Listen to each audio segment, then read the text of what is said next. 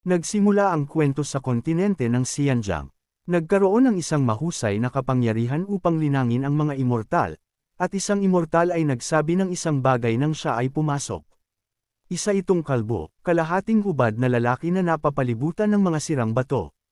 At habang ipinakilala niya ang kanyang sarili bilang abo ng basura, sinabi niya na natuklasan niya ang isang hindi pangkaraniwang bagong bersyon ng walang kamatayang paglilinang. Sinabi niya na tatagal lamang ng 3 minuto ng paggawa ng kanyang ginawa para ang isa ay tiyak na mahalin ang walang kamatayang paglilinang. Simula noon, ang kontinente ng Xianjiang ay nagmamadaling nagsimula ng isang henerasyon ng major. Walang kamatayang paglilinang sa Zhongping City, isang maliit na bayan kung saan ang mga mortal ay nanirahan at nagtrabaho ng mapayapa, ang mga haligi ng liwanag ay makikita sa malayo.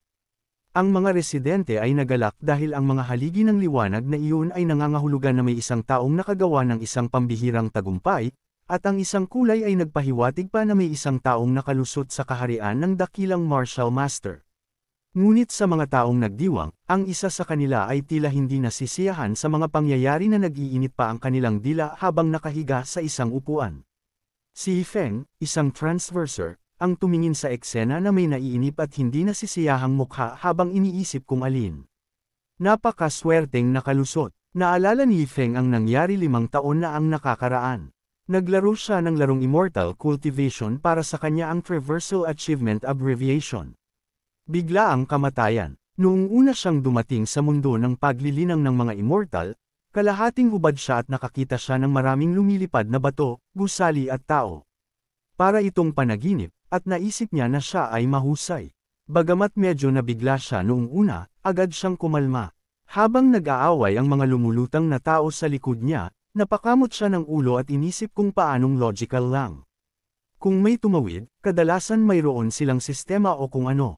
Biglang may samakaw sa buhay ni Feng. Namumula ang kanyang mga mata, umubos siya ng dugo, at hindi niya alam kung ano ang nangyayari. Isang matipuno, deformed na nilalang na may karayom sa pagitan ng kanyang mga binti at isang hugis parihaba na kahon sa ulo nito ang pumipisil sa ulo ni Feng sa pagitan ng kanyang biceps, at isang malakas na kaluskos ang narinig habang sinabi niya kay Feng na tinawag niya ito sa tamang oras. Sinabi niya kay Feng na masaya itong makilala na may ngiti sa labi. Ibinaluktot niya ang kanyang mga kalamnan at itinaas ang kanyang hinlalaki habang ipinakilala ang kanyang sarili bilang tagapagligtas na inaabangan ng bawat transverser. Sa karamihan, napapalibutan siya ng mga kislap habang itinaas niya ang kanyang 2 hinlalaki at tinawag ang kanyang sarili na System Golden Finger. Nakadapa si Feng. Nanginginig siya habang nakatingala habang kumikislap ang karayom sa kanyang harapan. Ipinatong ng System Golden Finger ang kanyang ulo sa palad ng kanyang kamay at sinabing mahirap talaga kung titigan siya ng ganoon ni Feng. Ngunit hindi ito nakakagulat para sa kanya dahil, pagkatapos ng lahat, ang kanyang figure ay binibilang bilang isa sa pinakamahusay sa mundo ng Golden Finger. Ngunit pagkatapos ay nagsimulang magsuka si Feng ng mga bahaghari, na naging dahilan upang itinaas ng System Golden Finger ang kanyang karayom mula sa lupa at sinigawan si Feng. Nagtatanong kung sinusubukan niya itong ipahiya. Ang System Golden Finger ay muling binaluktot ang kanyang mga kalamnan at sinabihan si Feng na makinig, dahil ang susunod ay magkakaroon siya ng isang sistema ng martial art na walang kapantay sa mundo. Maaaring ito ay ang sining ng boxing, escrimador, pamamaraan ng pamalo, pamamaraan ng espada, pamamaraan ng palad, pamamaraan ng pagpanday. Drawing book at lahat sila ay kapantay ng mga Diyos na ikinatuwa ni Feng. Naisip niya kung gaano ito kahusay at sinabi na sa ganoong paraan ay makakapag-cultivate siya sa mundong iyon ng kawalang kamatayan. Naisip na niya ang kanyang sarili na nagmumuni-muni sa langit at nagsasanay ng banal na kapangyarihan, nakikipaglaban sa mga tao at nilipol ang sekta. At sa huli, naisip niya ang sarili niyang napapaligiran ng mga babae at may magandang harem. At tuwang-tuwa siyang isipin na lumulutang ito sa harap ni Feng. Ang sistemang Golden Finger ay may kumpiyansa na sinabi sa kanya na tutulungan niya siyang i-upgrade ang lahat ng kanyang martial skill sa pinakamataas na antas at binanggit na mayroon ding 100 square meter martial arts gym para sa kanya upang simulan ang laro habang walang pag-aalinlangan na nagpapalabas ng gym. Pinisil ni Feng ang kanyang mga kamao, pinunasan ng mga luha ang gilid ng kanyang mga mata, At nakaramdam siya ng kasiyahan at sinabi na sa wakas ay handa na siyang simulan ang kanyang walang kamatayang paglalakbay sa paglilinang. Natulala ang sistemang Golden Finger nang marinig niya ang sinabi ni Yifeng, at saglit siyang natahimik, nalilito kung ano ang isang walang kamatayang paglalakbay sa paglilinang.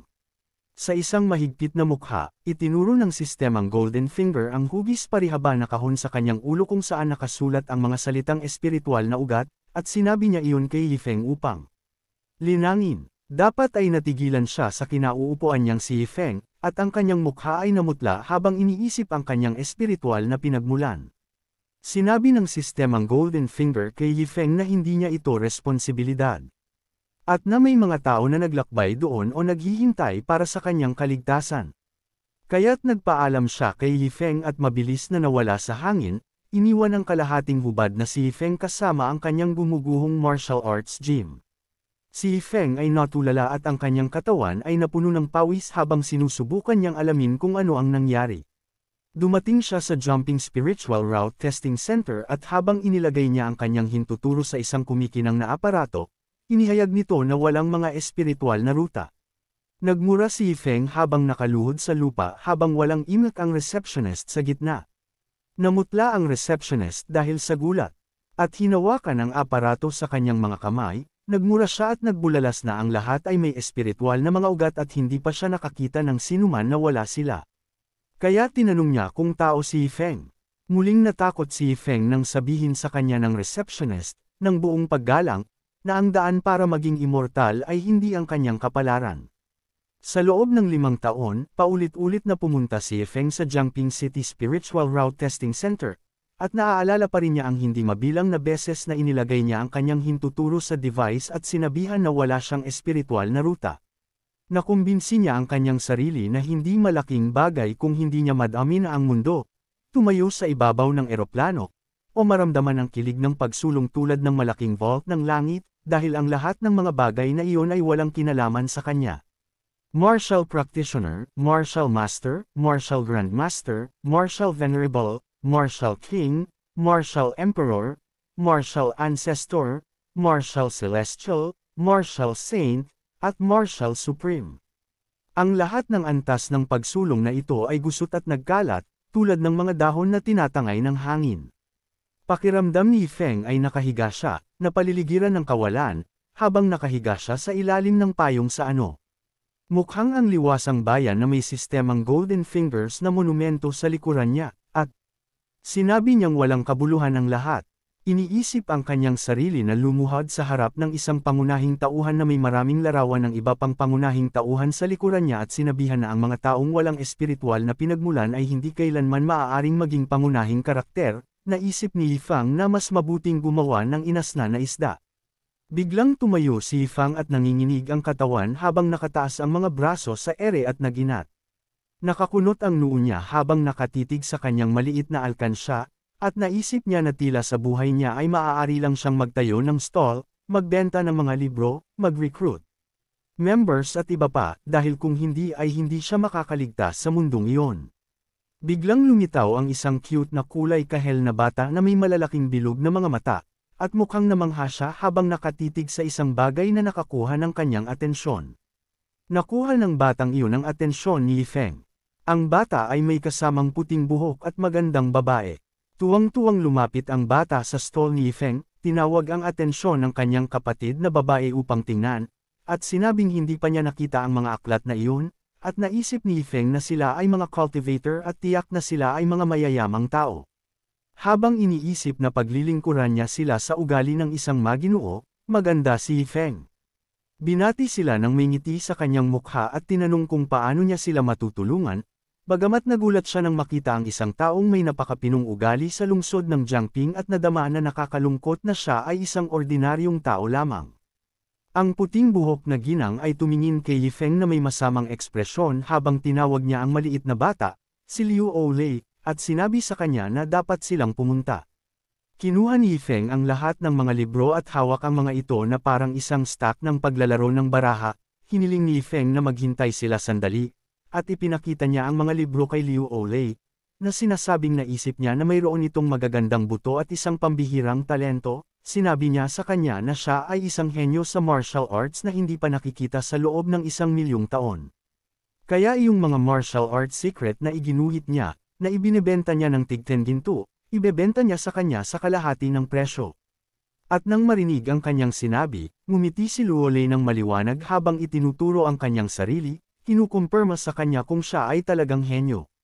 Commandant kay Yifeng, itinuro siya ni Luolei at sinabing pipiliin niya ang kidlat na latigo ni Master Maria. Sa pagtataka ni Yifeng, hinawakan ng babaeng may puting buhok si Luolei sa buhok at sinabi sa kanya na dapat silang pumunta, sinabing mas mabuting gumastos ng pera sa mga kapaki-pakinabang na lugar kaysa kahit ano pa. Ngunit nagpaikot-ikot si Luolei, sinusubukang kumawala sa pagkakahawak ng kanyang kapatid, hinihiling sa kanya na palayain siya at sinabing gusto niya ang libro. Ngunit hindi siya pinakinggan ng babaeng may puting buhok at kinaladkad siya, tinanong siya para sa pagkakaroon ng oras ng paglilibang upang magbasa ng mga libro noong sila ay nasa isang kritikal na sitwasyon sa Castle Peak Gate.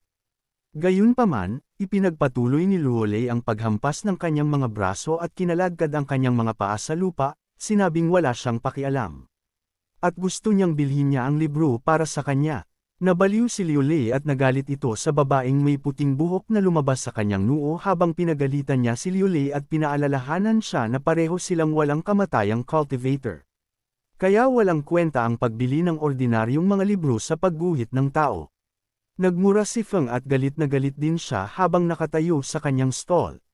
Nagpout siya dahil gusto niyang gumalaw pero hindi siya naglakas loob. Pagkatapos ay sumigaw si Luolei sa isang tantrum na gusto niyang bilhin ang libro at ang kanyang katawan ay biglang lumaki at maskulado. Napuno ng kalituhan at pagtataka ang kapaligiran. Sa isang kisap mata, may butas sa lupa na may lumalabas na usok mula rito. At si Luolei, na malaki pa rin at matipuno, ay masayang nakatingin sa aklat na mukhang napakaliit sa kanyang mga kamay habang tinatawagan niya ang kanyang kapatid, sinasabing umalis na sila. Samantala, nalaglag ang panga ni Feng, at hindi siya nakapag-react habang ang babaeng maputi ang buhok ay nakatayo sa harap ng kanyang stall, naghahadjust ng kung ano at sinasabing pera iyon. Tinanong ng babaeng may puting buhok si Luolei kung nasiyahan siya, na kinumpirma ni Luolei at sinabing salamat. Nagsimula ng lumiit si Luolei nang ipaalala ng babaeng maputi ang buhok na kontrolin ang sarili sa harap ng isang mortal sa susunod dahil sa kanyang pangangatawan. Habang sila ay naglalakad palayo, si Feng ay bumalik sa kanyang katinuan at sinigawan sila, sinabi sa kanila na ibalik ang kanilang mga asno doon dahil ang kanyang libro ay 10 ginto bawat isa. Siya ay patuloy na sumigaw at tinawag silang mga bastos na cultivator, na nagbabanta sa kanila na hindi na muling magpapakita sa harap niya o sesabog niya ang kanilang mga asno. Pagkaraan ng ilang sandali, si Luolei at ang babaeng may puting buhok ay parehong aalis sa lungsod ng Jiangping, at ang babaeng may puting buhok ay nagpakawala ng isang malaking buntong hininga habang minamasahe ang likod ng kanyang leeg habang patuloy siyang hinahagod ni Luolei tungkol sa aklat, na sinasabi na ito ay talagang maganda at hindi pa siya nakakita ng ganoon dati. Kaya dapat nilang basahin ito ng magkasama ang puting buhok. Napabuntong hininga si Lady sa pagkatalo nang sumang-ayon siya kay Luolei na tingnan, at habang inaabot niya ang libro, sinabi niya sa kanyang sarili na harapin na lang ito. Ang mukha ng puting buhok na babae ay lumibot sa isang natatarantang ekspresyon habang binuklat ang libro at pilit na inaalam ang kanyang binabasa. Biglang naglabas ang libro ng napakalaking aura na nagpasabog sa kanyang buhok. At napasigaw siya habang nakadilat ang mga mata sa gulat. Ang naramdaman niya sa sandaling iyon ay mga bagay na tanging ang mga cultivator lamang ang nakadarama, at parang kalungkutan na iniiwan ng kalawakan, tulad ng pagiging napapaligiran ng sigasig sa isang festival karnabal kasama ang System Golden Finger na naglalabas ng mga puting loop sa likod ng babaeng may puting buhok. Dalawa pang katulad na nilalang ang inilalarawan sa likuran niya. At habang iniisip niya kung ano ang desperado na nagsisikap na punan ang kanyang butas. At iparamdam sa kanya ito. Napahiyaw siya at naglalaway ng mapunit ang suot niyang damit, dahilan para ma-realize niya na puro martial arts iyon. Sa kanyang mga damit ay naging pira-piraso, isang itim na pugita ang bumalot sa kanyang mga galami, na naglalarawan ng isang malaswang eksena. Pulang-pula ang kanyang mukha, at hindi niya maiwasang mapaungol habang tinutusok ng mga galami ang kanyang pisngi at iba pang parte ng kanyang katawan. Nakadapa siya sa lupa habang nasa harapan niya ang libro, pilit na hinahabol ang kanyang hininga, sobrang pula pa rin ang mukha niya. Pawis na pawis siya, at namumuo ang mga luha sa gilid ng kanyang mata habang iniisip kung paano siya nagsumikap na masira at kung paano ang lahat. Walang kabuluhan ang kanyang mga pagsisikap, ngunit matapos basahin ang isang pahina lamang ng picture book ni Yifeng, nabasag niya ang dakilang martial master sa isang iglap. Na may pag-aalala sa kanyang mukha, biglang lumapit si Luo Lei sa babaeng may puting buhok. Tinanong siya kung okay lang siya dahil sobrang pula ng kanyang mukha, at nagulat ang babaeng may puting buhok nang mapagtanto niya na kahit si Luo Lei ay ilang beses nang nakapasok upang maunawaan ang kaharian ng martial master. Inilalarawan ang imahe ni Yifeng na nakaharap sa kanya, ang mukha ng puting buhok na babae ay namutla nang mapagtanto niya na si Yifeng ay maaaring maging isang world-class na eksperto. At pagkatapos ay nagpasya siyang dapat niyang sabihin ang kanyang master tungkol dito sa lalong madaling panahon sa kagubatan. Habang hawak ang kanyang sibat na may gininto ang aura, si Liu Qingshan, ang pinuno ng Castle Peak Gate, na noon ay nasa kaharian ng martial spirit, ay sumugod patungo sa isang sugatang hayop na tila nakikipaglaban sa isang grupo ng mga lalaki sa harapan nito. Ang ilan sa mga lalaking iyon ay nakahiga ng walang buhay sa lupa, at inihayag niya na naroon siya upang anihin ang ulo ng hayop. Habang sasampali na sana niya ang halimaw, nagulat si Liu Qingshan nang tumama ang isang purple na aura, na tila mas malakas na puwersa, bago niya ito ginawa, at tumalsik ang dugo ng hayop sa buong lugar. Napuno ang mga mata ni Liu Qingshan. Lumalabas ang takot sa kanilang mga saksakan nang may tumawag sa kanya at sinasabing napatay nila ang halimaw na hayop na iyon. Ang halimaw na halimaw ay nakahandusay na ngayon sa lupa at habang ang taong may purple aura ay sumisipsip ng kapangyarihan ng halimaw, pinasalamatan niya ang Castle Peak Gate, na nakatayo sa likuran niya para sa kanilang pagsusumikap upang siya ay makauna sa kanila ng walang anumang kaguluhan. Galit na galit si Liu Qingshan at sinabi sa tao na wala siyang martial art ethics dahil ang kanilang Castle Peak Gate ay hinabol ang demonyong iyon sa loob ng maraming buwan at sila ay dumanas ng mabibigat na casualty. Ngunit pumunta lang siya roon para kunin ang mga ready-made na produkto ng taong sining. Si Shanwo, na ninuno ng sekta ng Xuanwo, ay pumasok sa kaharian ng Martial King at sinabihan si Liu Qingshan na pumunta kung gusto niya dahil ayaw niyang bigyan siya ng death ride bago ang opisyal na kompetisyon. Ang mukha ni Liu Qingshan ay nabaluktot sa takot at pawis na tumutulo sa kanyang mukha nang mapagtanto niya na wala sila sa magandang sitwasyon dahil ang espiritual na kapangyarihan na natanggap ni Ning Shanwo ay tumulong sa kanya na makapasok sa kaharian ng Martial King. Si Ning Shanwo, na ainul-alayan ng kanyang hindi nasaktan na mga miyembro ng sekta, ay tumayo sa harap ni Liu Qingshan, na nasa likuran lamang niya ang kanyang mga nasugatang miyembro ng sekta at kumpiyansang itinuro si Liu Qingshan, na nagdedeklara na kung matalo siya ni Liu Qingshan sa death fight pagkalipas ng 3 araw, hahayaan niya siya. Gayunpaman, idinagdag niya na nakakalungkot na ang kanyang Xuanwu sect ay tuluyang lumunin ang gate ng Castle Peak ng Liu Qingshan. Dahil dito ay napababaw ang tingin ni Liu Qingshan at nagngangalit ang kanyang mga ngipin, hindi makapagsalita ng anuman bilang tugon. Sa kabilang banda, isang babae sa entablado ang nag-anunsyo ng isang mahalagang bagay, at sinabi niya sa kanyang audience na kung gusto nilang lutasin ang krisis, magagawa lang ito kung humingi sila ng malaking tulong. Ang kanyang mga tagapakinig, kabilang si Yifeng, ay tumingin sa kanya na may mga matalim na ekspresyon sa kanilang mga mukha, at nagmumura siya sa kanyang isipan dahil ang mga alingawngaw ng mga pagtatalo ng mga cultivator ay hindi na makapagbibigay interes sa grupo ng mga malilibang na lalaki sa kanyang harapan, at nag-aalala siya na siya ay mawalan ng trabaho. Sa mga manunood, may nagkomento na hindi gaanong mainit ang isyong binanggit ng ginang at humiling ng susunod na isyu, habang ang isa naman ay nagkomento na hindi tama ang ritmo ng pasanin at naisip ni Yifeng na territorial contention lang ito. Kung ulo ang buong dugo. Samantala, sa gate ng Castle Peak, 2 batang cultivator ang nagsasanay dala ang kanilang mga sandata.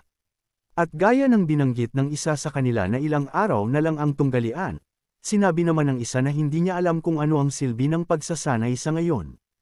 At bilang tugon, sinabi ng isa na ang kanilang Panginoon, si Liu Qingshan, ay nagsasanay ng gusto sa pag-atres, kaya inakala niyang makakalusot siya bago ang laban ng kamatayan. Biglang lumitaw sa pagitan nila ang isang matandang lalaki na may mga nerbiyos na lumalabas sa kanyang mukha at sinabihan silang manahimik dahil nakasama niya si Liu Qingshan ng higit sa 30 taon. At sinabi niya na si Liu Qingshan ay palaging hindi matitinag kapag siya ay nakatagpo ng isang krisis. Ipinahayag ng matanda na hindi kailanman umatras si Liu Qingshan. At lingid sa kanyang kaalaman, si Liu Qingshan ay nagmumuni-muni malapit sa kinaroroonan nila, at naririnig niya ang kanilang pag-uusap. Seryosong tumitig si Liu Qingshan sa unahan ng sabihin ng matanda na kapag mas nahaharap sila sa mga paghihirap, mas lalabas ang kanilang determinasyon. Nang wala sa oras, kinagat ni Liu Qingshan ang isang piraso ng damit upang pigilan ang kanyang pagnanasang sumigaw sa pagkabigo, at habang siya ay nanginginig, namumuo ang mga luha sa gilid ng kanyang mga mata habang nagmumura sa kanyang isipan. Tilamsik sa kanyang isipan ang pag-aalinlangan na parang asul na tinta habang tinatanong niya ang kanyang sarili kung paano niya matatalo si Ning Xuanwu sa kanyang kasalukuyang estado noong siya ay nasa larangan ng martial spirit sa loob ng maraming taon. Ngunit hindi kailanman gumawa ng isang pambihirang tagumpay, kaya alam niya na siya ay tiyak na papatayin. Habang siya ay tahimik na humihikbi, may tumawag sa kanya at nag-anunsyo na si Lan Zu ay may itatanong sa kanya, kaya agad niyang inayos ang sarili at nagbigay ng positibong tugon. Tumikim siya at sinabihan silang pumasok. Ilang sandali pa, may naglagay ng kidlat na letigo ni Master Mani Hifang sa lupa. Ito ay si Lan Zu, ang puting buhok na magandang babae, at pagkatapos niyang magpaliwanag. Saglit na natahimik si Liu Qingshan. Kinumpirma ni Liu Qingshan kay Lan Zu kung ang sinabi niya talaga ay ang libro ay mula sa isang mortal, at habang kinakabahan siyang nakumpirma at sinabi sa kanya na si Feng ay maaaring isang walang katulad na master sa cultivation world. Pinutol siya ni Liu Qingshan at sinabi sa kanya na ito ay walang kaparirikan. Galit na galit si Liu Qingshan, at hinawakan niya ang libro habang tinuturuan niya si Lan Zu, na sinasabi na bilang isang pangunahing disipulo ng sekta ng Qingshan, siya ay naging hanggal lamang dahil sa hindi niya pagtuunan ng pansin ang kanyang paglilinang upang makagawa ng mga tagumpay at na siya ay nalinlang ng mga tao ng street, tulad ng sinabi ni Liu Qingshan na ang aklat ay hindi kakaiba. Walang silbi, hiniling ni Lan Zu na huminahon siya at tingnan muna ang libro, at sinabi niya na kung nagsisinungaling siya, handa siyang tanggapin ang anumang parusa. Sumang-ayon si Liu Qingshan, at sa sandaling buksan niya ang libro, may kung anong pumutok sa loob niya na hindi niya maintindihan. Isang napakalakas na aura ang lumabas mula sa libro na naging dahilan upang mag-flutter ang mga pahina. At habang tinitingnan ni Liu Qingshan ang libro at naramdaman ang malakas na aura, ang kanyang mga mata ay lumuwan na parang lalabas na sa kanilang mga saksakan, at ang kanyang bibig ay nakabuka ng husto dahil sa pagkabigla. Lumitaw ang isang globo ng makulay na aura at isang silhouette ng isang tao na nagmumuni-muni sa. Makikita ang gitna nito. Lumakas ang aura kay Liu Qingshan at dinala siya sa isang prairie na nasa harapan niya ang paglubog ng araw. Hindi nagtagal ay napagtanto niya na siya ay nasa isang maliwanag na kalagayan at hindi siya makapaniwala na siya ay nasa kanyang sariling isip. At naisip niya kung paanong noong mga nakaraang araw ay parang tumakas siya sa pressure na labanan ng sekta ng Xuanwu sa halip na isara ito. Dahil mula nang siya ay naging sect master, walang sino man ang sumubok sa kanyang lakas sa loob ng maraming taon. Biglang isang lalaki na may nababanat na mga braso na may sistemang gininto ang daliri sa likod niya, inilipat ang kanyang mga braso sa napakabilis na bilis habang sinabi niya na ang maluwag. Mahigpit, at mas humigpit ang higpit. Ang elastic man ay hinahampas si Liu Qingshan, at ang kanyang katawan ay puno ng mga pasa mula sa mga tama. Ngunit habang siya ay naglalawe at tumutulo ang mga luha sa kanyang mga pisngi, hindi napigilan ni Liu Qingshan na mapaungol at magkaroon ng maalay na ekspresyon sa kanyang mukha habang siya ay bumulalas na sa wakas ay nakalusot na siya. Isang haligi ng liwanag ang lumitaw sa gate ng Castle Peak na ikinagulat ng mga miyembro nito. Sa kabilang banda, si Yifeng, na nakaupo sa kanyang upuan habang may hawak na mangkok ng noodle sa kanyang mga kamay, ay nagmura habang nakikita ang haliging liwanag, ay nagtaka kung alin. Muli itong sumingit at nagreklamo na hindi na mabango ang pansit. Bumalik sa gate ng Castle Peak habang nakayuko si Liu Kangzin na sinusubukang abutin ang librong paninigarilyo ni Yifeng sa lupa, ang Lanzhou, ang nakaupo sa likuran niya, tuwang-tuwa na talagang nakapag-breakthrough siya sa kaharian ng Martial King. Namumula pa rin ang mukha at tenga, tinawag ni Liu Qingshan si Lan Zu. Isang kasliya siyang liwanag ang sumilay mula kay Liu Qingshan habang namumula pa rin siya, at sinabi niya kay Lan Zu na dumating na ang pagkakataong patayin ang sekta ng Xuanwu, dahil sinabi ni Liu Qingshan kay Lan Zu na hindi maarok ang cultivation Yifang dahil sa pagiging madaling gumuhit ng libro na may malaking layunin sa militar. At sinabi sa kanya na dapat niyang sundin siya para magbigay galang sa martial master. Ang imahe ng kanyang pagtatanong kay Liu ay kasinungalingan tungkol sa punto ng pagbili ng isang mortals painting book ang pumuno sa isip ni Lan Zu, na nagpatarante sa kanya ng magsalita ito ng mayabang na kaya niyang nasaktan si Yifeng nang hindi nag-iisip. Sa pag-iisip na si Yifeng ay lumulutang sa ibabaw ng lupa at sinisira ito sa pamamagitan ng kaway ng kanyang kamay, naisip ni Lan Zu na kung siya ay magagalit, tiyak na sisirain niya ang gate ng Castle Peak. Samantala, na may nagniningas na tingin sa kanyang mga mata, matamang tinitigan ni Yifeng ang isang bagay. Isang nagbabantang aura ang bumalot sa kanya habang ipinahayag niya na oras na, ngunit pagkatapos ay ngumiti siya ng puno. Habang siya ay nakatayo sa harap ng isang kaldero, at masaya siya na sa wakas ay makakain na niya ang karne habang iniisip na ang mga pamamaraan ng mortal na ehersisyo ay hindi sikat sa mundong iyon. Kaya nang sa wakas ay nagkaroon siya ng 2 tulalan na cultivator na bumili ng libro para sa isang malamig na barya. Pinalitan niya ito ng 2 kodes ng karne na katumbas ng kalahating kilo. Samantala, hinabol ng 3 lalaki ang isang lilang ligaw na aso na nagnakaw ng kanilang karne.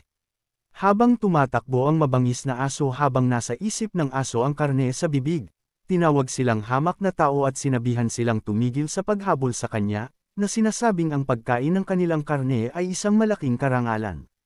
Gayunpaman, walang nakarinig sa kanya. Inilalarawan ng orihinal nitong anyo, ipinakilala ng ligaw na aso ang sarili bilang angkan ng prinsipe ng lobo sa mundo ng demonyo. Nakasaad dito na ang kaharian nito ay katumbas ng martial soul. Kung hindi dahil na frame ito ng kapwa angkan nito at halos maubos ang espiritual na kapangyarihan nito, matagal na silang nilamon. Nito, habang tinawag sila ng Prince of the Wolf Clan na mga marupok at tandang tao, nakita nito si Yifeng mula sa likuran. Nakasquat si Yifeng sa harap ng kanyang cooking pot. Ang mabangis na aso ay ngumisi ng masama, iniisip na isang mortal ang nang-ahas na hamarang sa kanyang daan. Sa paniniwalang madali ang pagpatay sa isang walang pagtatanggol na mortal sa kabila ng mahina nitong espiritual na kapangyarihan, inilabas ng Prince of the Wolf Clan ang espiritual na kapangyarihan nito, na inilalarawan ang orihinal nito. Form. Sinugod nito ang walang kaalam-alam na si Yifang mula sa likuran, sinabihan siyang mamatay. Nagulat si Yifang at napatingin sa likuran niya nang maramdaman niya ang aura ng Prince of the Wolf Clan. Nagtama ang mga mata nila sa isa't isa. Biglang hinawakan ni Yifang sa ulo ang Prince of the Wolf Clan, na ikinagulat at natarante silang dalawa. Habang nakangiti si Yifang at nagtanong kung kailan dumating ang Prince of the Wolf Clan sa Jiangping City, nanginginig ang Prince of the Wolf Clan, nakabuka ang bibig. Hindi siya makapaniwala na hindi gumagana ang kanyang kapangyarihan. Ang prinsipe ng Wolf Clan ay galit na galit kay Yifang dahil sa pangahas na pagtawanan siya. Naglabas siya ng napakalakas na kidlat na parang aura. Habang sumisigaw, nanatiling hindi nasaktan si Yifang, ngunit ang niluluto niyang karne sa likod niya ay tuluyang natapon sa lupa. Nang makita ito ni Yifang, nagdilim ang kanyang mga mata. Samantala, ang prinsipe ng Wolf Clan, na nakabitin pa rin sa kamay ni Yifang, ay nakabuka ang bibig at nanginginig, hindi makapaniwala na ang kanyang pag-atake ay hindi nakaapekto kay Yifang. Habang si Yifang ay patuloy na nakahawak sa kanya, ang prinsipe ng Wolf Clan ay mukhang balisa, sinusubukang malaman kung ano ang ginawa ni Yifang. Pakiramdam niya ay nanginginig ang buong katawan niya, at habang iniisip niya kung natatakot siya. Mabilis niyang itinanggi ang ideya bilang isang biro, dahil hindi siya maaaring matakot sa isang mortal dahil hindi siya matatakot kahit na kinubkob siya ng 5 cultivator sa martial spirit realm. Ngunit habang nagliliyab ang mukha ni Yifeng sa galit, lumabas ang mga nerbiyos sa kanyang mukha, at tinuro niya ito, tinawag siyang cutie at sinasabing mukhang masarap siya. Ang prinsipe ng angka ng lobo ay hindi napigil ang mapasigaw sa loob ng mapagtantong gusto siyang kainin ni Yifeng, at nagtaka siya kung sino si Yifeng. Habang binabagtas ni Liu Qingzin at Lan Zu ang kalangitan, si Yifeng ay nalilitong nakatingin sa prinsipe ng Wolf Clan na nakahiga sa lupa, at tila siya ay nasa sabik. sa sobrang takot habang ang kanyang kaluluwa ay umalis sa kanyang katawan habang iniisip niya kung gaano talaga kalakas si Feng sa jumping market.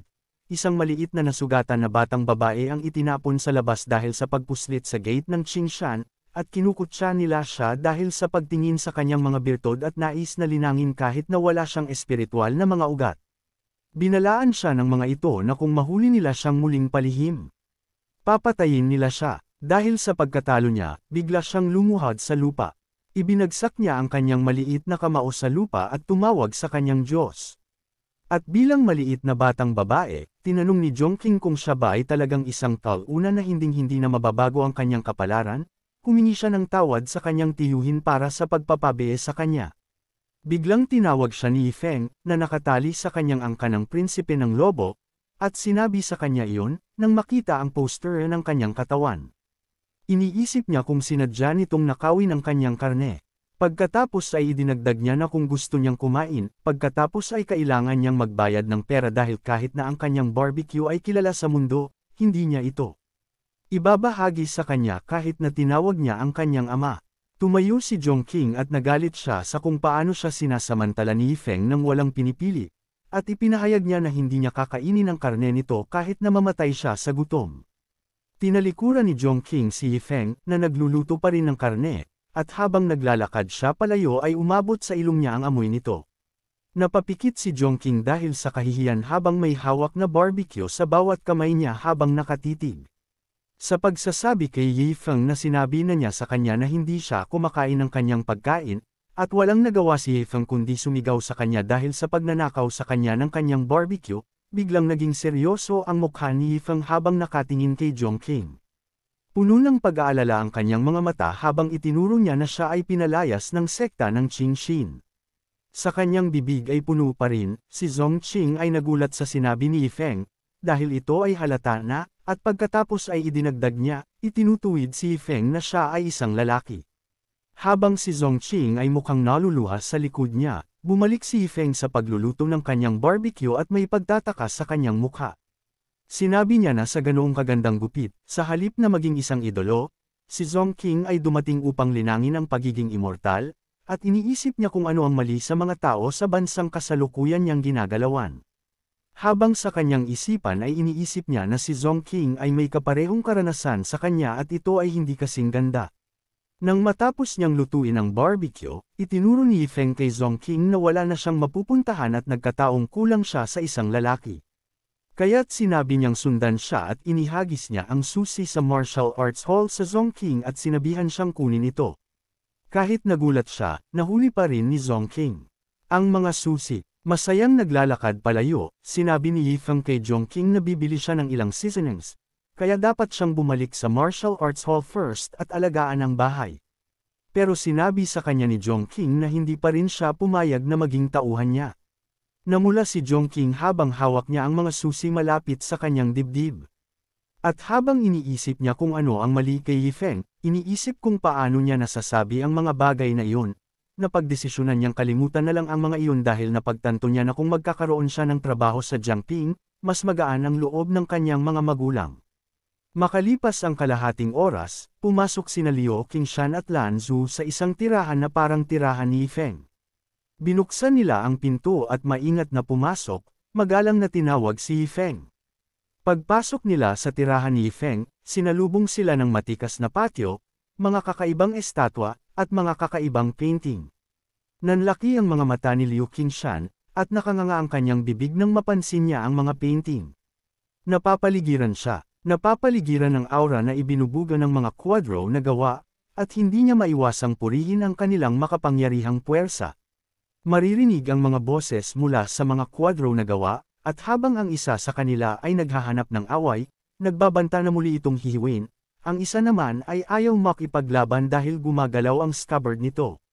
At kahit na hindi maintindihan ni Liu Qingshan ang isang salita, lubos niyang naramdaman na ang mga kwadro na iyon ay tiyak na isang uri ng kahangahangang likhang sining, at sinabi niyang naramdaman niya na para bang sinasabi sa kanya ng mga painting ang tungkol sa mga pagtatalo sa sekta. Mga kalakasan at kahinaan at kung paano ito ay lumilipas na sandali lamang.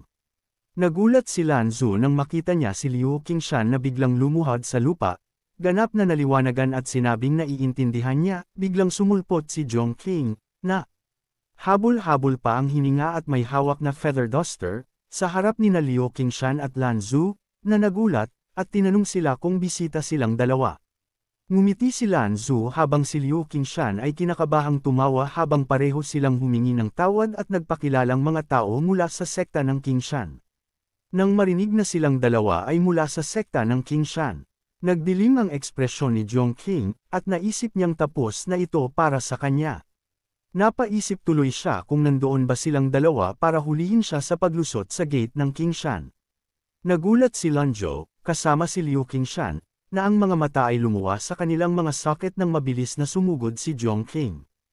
At lumuhod sa harap nila, humihingi ng tawad at nangakong hindi na siya maglalakas loob na pasukin muli ang tarangkahan ng Qingshan, hinihiling na iligtas ng dalawa ang kanyang buhay at sinabing payat na payat siya kaya hindi siya dapat aipakin sa aso. Gulat na gulat ang dalawa at hindi nila alam ang gagawin. Kaya inabot ni Lan Zhou si Jong King, hiniling na bumangon siya at tinanong kung ano ang ginagawa niya. Ngunit habang inabot ni Lan Zhou si Jong King, isa pang kamay ang inabot din. Si Liu Qingshan iyon, at hinawakan niya ang kamay ni Lan Zhou, inaral siya at sinabihan siyang huwag maging bastos. At sinabi niya sa kanya na minsan niyang narinig na si Buddha ay isa ring kanluranin. Ang Diyos na sumubok sa mananampalataya kung sila ay may malinis na puso o wala. Napagtanto ang kanyang pagkakamali, na puno ng takot ang mga mata ni Lan Zhou at nagsimula siyang pawisan ng husto. At habang nakatingin siya kay Jong King, na nakayuko sa harap nila, nakita niya ang Western at Eastern Buddhas na inilalarawan sa likuran niya, at iniisip niya kung si Jong King ay ipinadala ni Yifeng para subukan sila. Tinatawag si Jong King bilang isang babae, bigla nilang napansin na may hawak itong feather duster. Kinagat ni Liu Qingshan ang kanyang mga ngipin. Pawis na pawis siya habang nakatitig sa gamit, sinusubukang alamin kung ano ang ibig sabihin nito, at sa inisip niya kung paano ang feather duster ginamit upang alisin ang alikabok. Ang pag-alis ng alikabok ay sinadya upang alisin ang nakakagambalang mga kaisipan, at sa pamamagitan lamang ng pagtatapon ng mga nakakagambalang mga kaisipan ay magagawa nila ang anuman. Inaalam kung ano ang ibig sabihin ng feather duster na may seryosong tingin sa kanyang mukha. Inihayag ni Liu Qingshan na ito ang unang pagsubok na ipinahiwatig ni Yifang sa kanila. Kaya't sa sandaling iyon ay dapat nilang hayaan si Yifang na magkaroon ng magandang karanasan sa kanilang katapatan, at si Lan Zhou, na mukhang kasing seryoso niya, ay tumugon na naiintindihan niya. Samantala, tumingin si Zhang Qing sa kanila na walang ekspresyon ng mukha dahil hindi niya maintindihan ang nangyayari. Sa kanyang mga mata na puno ng determinasyon, si Liu Qingshan, sinabi kay Lan Zhou na dapat nilang linisin ang alikabok, kung saan idinagdag ni Lan Zhou na dapat nilang alisin ang lahat ng iba't ibang mga iniisip. Habang nakaharap ang kanilang laro, hinawakan nila ang mga kagamitan sa paglilinis na parang mga sandata at nag-pose na parang nakikipag-away habang sinimulan ni Liu Qingshan na simulan na nilang maglinis, na sinagot naman ni Lan Zhou. Sa kabilang banda, nagpanik si Jong King nang makita niya ang kanilang ginagawa at sinabi sa kanila na hindi naman talaga nila kailangang gawin ang mga bagay na iyon dahil trabaho niya ang lahat. Tinanong niya sila kung sila ba talaga ang mga nagsasaka ng tarangkahan ng Qingshan at idinagdag. Itinutuwid sila, na siya ay isang batang lalaki, ilang sandali. Maya-maya, sa martial arts courtyard ni Yifang, lumubog na ang araw. Napuno ng crescent moon ang kalangitan, at sinabi ni Yifang kay Lan Zhou na kalimutan ang tungkol. Kanina dahil natutuwa siya na naroon siya para magbayad ng libro para mapatawad niya ito. Pagkatapos ay hiniling niya sa kanila na manatili para sa hapunan sa kusina. Habang ipinamimigay ni Yifang ang angkan ng prinsipe ng lobo kay Jong King, na nagsasabi na dapat silang kumain ng karne ng aso mainit na kaldero sa gabing iyon, nakaupo sina Lan Zhou at Liu Qingshan sa isang mesa kung saan sila pinaghain ng mga prutas. Inobserbahan nila si Yifang, at bumulong si Lan Zhou kay Liu Qingshan. Tinanong siya kung may nakita ba siya sa Yifang. Sinabi sa kanya ni Liu Qingshan na kaya niya, C3 Feng's cultivation base at napagpasyahan na ang kanyang lakas ay hindi maarok. Habang mahusay na hinihiwa ni Yifeng ang mga sangkap para sa kanyang pagluluto, pinagmamasdan siya ni Lan Zhou at Liu Qingshan. Sinabi ni Liu Qingshan kay Lan Zhou na tingnan at itinuro na ang pamamaraan ng kutsilyo ni Yifeng ay mukhang ordinaryo, ngunit ang mga hiniwang sangkap ay tila muling isilang. Sa patuloy na pagmamasid kay Yifeng, nagngagat si Liu Qingshan ng kanyang mga ngipin at tinanong si Lanzhou kung nakita niya ang lobo. Napuno ng takot ang mga mata ni Liu Qingshan, at pawis na pawis siya.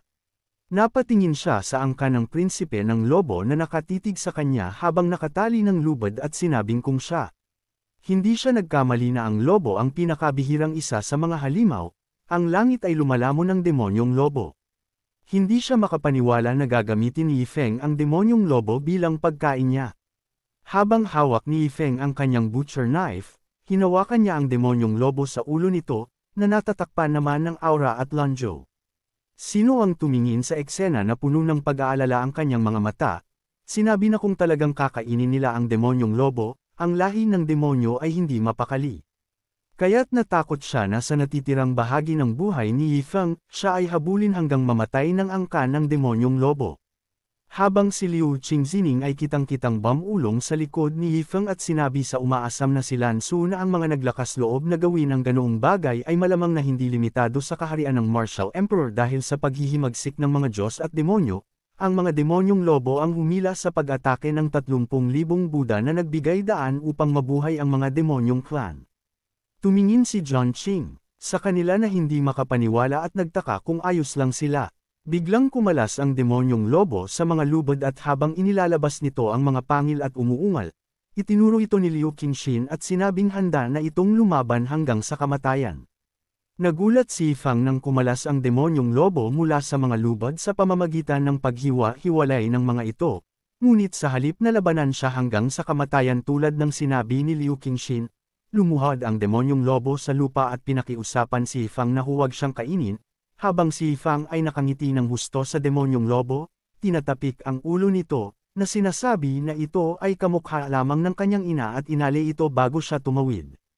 Napabuka ang bibig ni Liu Qingshan sa gulat, at hindi siya nakaimik dahil hindi siya makapaniwala na sumuko ang demonyong lobo at humingi ng awa. Habang si Yifeng ay lumabas ng kusina, karga-karga ang demonyong Panginoon sa kanyang mga bisig at tinawag si Zhang Qing na tingnan ng aso. Umiwas si Liu Qingshan sa eksena habang nanginginig siya habang ang mga luha ay umaagos sa kanyang mga pisngi. Hinangaan niya kung gaano kabait si Yifeng sa pagpapakawala sa demonyong lobo sa huling sandali, ngunit malumanay na pinaalalahanan siya ni Lanzhou na hindi pa ito ang oras para gumalaw. Inilarawan ang butcher knife na hawak ni Yifeng kanina, naisip ni Lanzhou na marahil ay humiram ng magic weapon. Mula sa isang dalubhasa ay hindi isang problema, at bukod pa. Ang kutsilyo ay natigilan lamang sa demonyong lobo na nasa tuktok ng martial arts. Sa kabila ng kaba, tumayo si Lanzhou sa likod ni Yifeng at binigyan siya ng isang fist palm salute, at buong paggalang, nakiusap siya sa kanya na ipahiram sa kanya ang kanyang kutsilyo upang iligtas ang kanyang sekta mula sa pagkalipol. Sa isang nakakatakot na hitsura sa kanyang mukha, lumingon si Yifeng upang tumingin sa kanya upang humingi ng karagdagang impormasyon. Natarante si Liu Qingshan hanggang sa ibinagsak niya ang ulo ni Lanzhou sa lupa at tinawag siyang tulala, pinagsabihan siya sa paglantad ng kanyang kasakiman ng ganoon. Nagkaharap sina Liu Qingshan at Lanzhou, at pareho silang pawis na pawis at balisan nang mapagtanto nilang hindi na masaya si Yifeng. Hawak ang butcher knife sa kanyang kamay, nakatayo doon si Yifeng na may nagbabantang aura na bumabalot sa kanya. Ngunit sa kanilang pagtataka, iniabot ni Yifeng sa kanila ang butcher knife na may nakapatay na ekspresyon, sinabi na kung gusto nilang hiramin ito, maaari nilang kunin ito dahil hindi ito isang mahalagang bagay. Nang makitang nagulat sila at hindi nakapagsalita, tinanong sila ni Yifeng kung ano ang nangyari at sinabi sa kanila na kunin ang butcher knife dahil makakagawa siya ng 2 o 3 sa isang araw. Nagpasalamat si Liu Qingshan kay Yifeng, at napuno ng luha ang butcher knife habang maingat niyang hinawakan ito sa kanyang kamay. Habang si Lanzhou ay nagagalak at si Liu Qingshan ay umiiyak, na sinasabi na ang mga pagpapala ng langit ay tila nasa panig pa rin ng kanilang sekta ng Qingshan, si Yifeng ay tumalikod sa kanila at naisip na sila ay sobrang kahabag-habag at dukha na hindi nila kayang bumili ng kutsilyo sa kusina. Sumapit na ang umaga, at excited na ibinalita ni Liu Qingshan na si Ning Xuanwo ay patay na.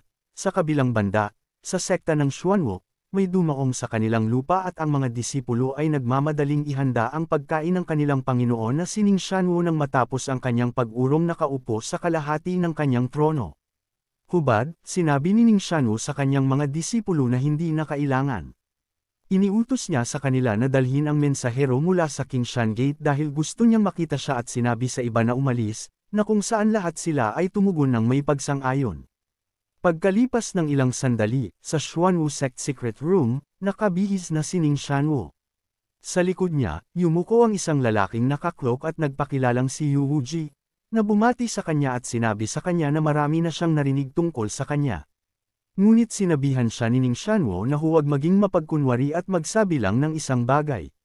Na sinunod niya, sa isang nakakagulat na paraan, sinabi ni Yu Wuji kay Ning Xuanwu na nandoon siya para sabihin sa kanya ang isang bagay sa araw na iyon, at habang sinabi ni Yu Wuji kay Ning Xuanwu na nangyari nga ang pinag-aalala niya noong isang araw, lumingon si Ning Xuanwu at tumingin kay Yu Wuji na may pagkunot noo sa mukha. Sa lihim na silid ng Xuanwu Sect, isang kandila ang nasusunog ng maliwanag. Naroon si Yu Wuji kasama si Ning Xuanwu, na nag-uulat kung paano napunta si Liu Qingshan sa kaharian ng Martial King hindi pa nagtagal. Ngunit hindi nabantaan si Ning Xuanwu sa balita. Ipinagmamalaki niyang sinabi na, tulad ng alam ng iba, siya ay nasa kaharian ng Martial. Hari ng higit sa 30 taon, kaya si Liu Qingshan ay isang paslit na natutong maglakad. Umupo si Ning Xuanwu habang inaakala niya na kung iyon lang ang gustong sabihin ni Wuji, hindi na sana siya pupunta roon ng hiteng gabi. Kaya sinabi niya sa kanya na dapat nilang pag-usapan ang mahalagang punto na sinunod ni Wuji. Na may seryosong mukha, sinabi ni Wuji kay Ning Xuanwu na mas maaga sa araw na iyon, si Liu Qingshan ay nagmamadaling bumalik mula sa labas. At ipinatawag ang lahat ng kanyang mga disipulo sa plaza. Naalala ni Wuji ang naunang pangyayari dahil isa siya sa mga disipulong ipinatawag sa plaza, at humikab siya habang tinanong niya ang guro ng Qingshan Sect na si Zhu Yun, ano ang nangyari kay Liu Qingshan at kung bakit niya gustong magtipon sila ng huli, ngunit sinabi sa kanya ni Zhu Yun na hindi niya alam dahil sinabihan siya na ito ay isang pagsubok. Habang nakatingin sila sa unahan, nagulat si Yu Wuji nang makita kung ano ang nasa harapan nila at natahimik siya, habang nagkomento ang isa sa mga disipulo na tinitingnan nila ang Qingshan Sect Test Jewel, isang napakatigas at hindi masisira na hiyas na, kahit na may isang malakas na suntok gamit ang magic weapon, ay mag-iiwan lamang ng ilang mga gasgas. Nang makarating sila sa plaza kung saan nagtipon ang lahat sa harap ng napakalaking hiyas ng pagsubok, kung saan si Liu Qingshan. Naintindihan, napansin sila ng ibang mga disipulo at mabilis na nagbigay galang kay Zhu Yun, ngunit sinabi niya sa kanila na hindi na kailangang maging magalang.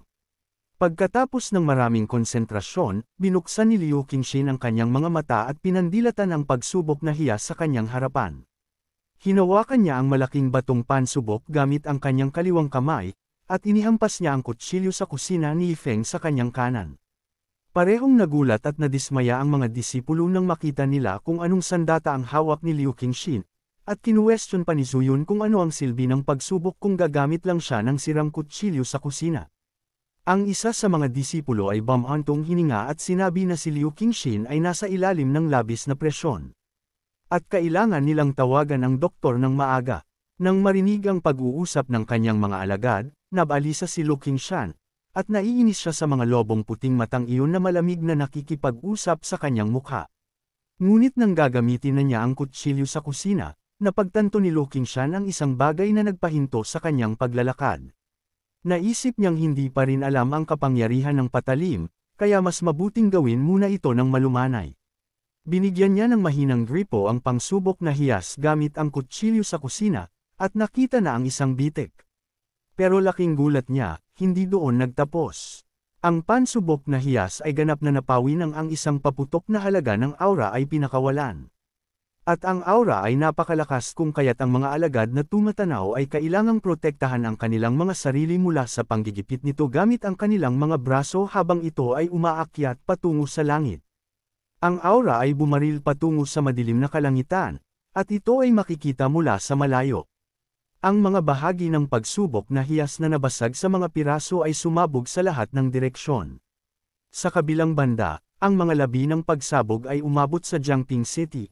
kung saan nasaksihan ni Zhang Qing ang kababalaghan habang itinataas niya ang demonyong lobo, sinasabi nito na tingnan ang nakamamanghang meteor swarm. Ngunit hindi ito nakita ng demonyong lobo na kagilahil-alas tulad ng ginawa ni Zhong Qing, dahil napuno ng gulat ang kanyang mga mata nang makita ang bulalakaw na kumakalat at lumilipad sa kanilang direksyon. At tinawag niya si Zhong Qing na isang tandang babae sa kanyang ulo habang kinikilala niya na ang malakas na layunin ng militar. At ang pamimilit ay walang katulad na mga sandatang mahika, at nagtaka siya kung kailan ang mga cultivator na iyon ay nagtataglay ng gayong mga sandata. Samantala, si Yifang ay dumadaan sa bintana ng kanyang bahay, at habang napuno ng pulang ilaw ang silid, ang tanawin ng pagsabog sa labas ay nakakuha ng kanyang atensyon. Nanlaki ang mga mata ni Yifang at nakabuka ang bibig na tila nakilala ang lakas na lumalabas mula sa pagsabog. Pumikit siya at pinagdikit ang mga palad. Naisip niya na nakakakita siya ng isang shooting star at sinimulan niyang hilingin na makaupo siya sa harem kasama ang hindi mabilang na mga babae at magkaroon ng maraming pera, kaya kung gusto niyang kumain, kailangan lang niyang ibuka ang kanyang bibig. At kung gusto niyang magsuot ng damit, kailangan lang niyang iunat ang kanyang mga kamay. Ang kanyang mga panalangin ay umabot sa 1,000 salita. Bumalik sa Qingshan Sect Square, nagulat ang bawat disipulo.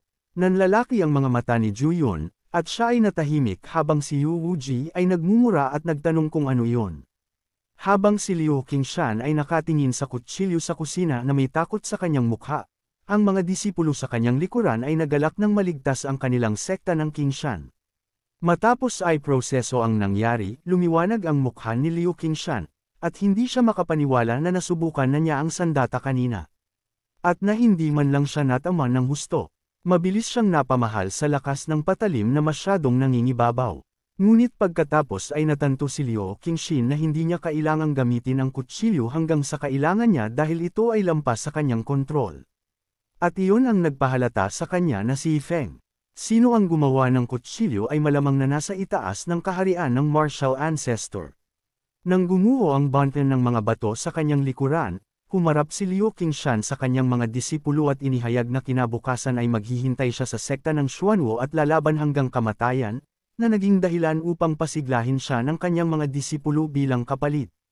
Bumalik sa kasalukuyan, ipinikit ni Yu Wuji ang kanyang mga mata at sinabing batay sa talento ni Liu Qingshan, hindi ito posible para sa kanya na mag-breakthrough ng ganoon kabilis.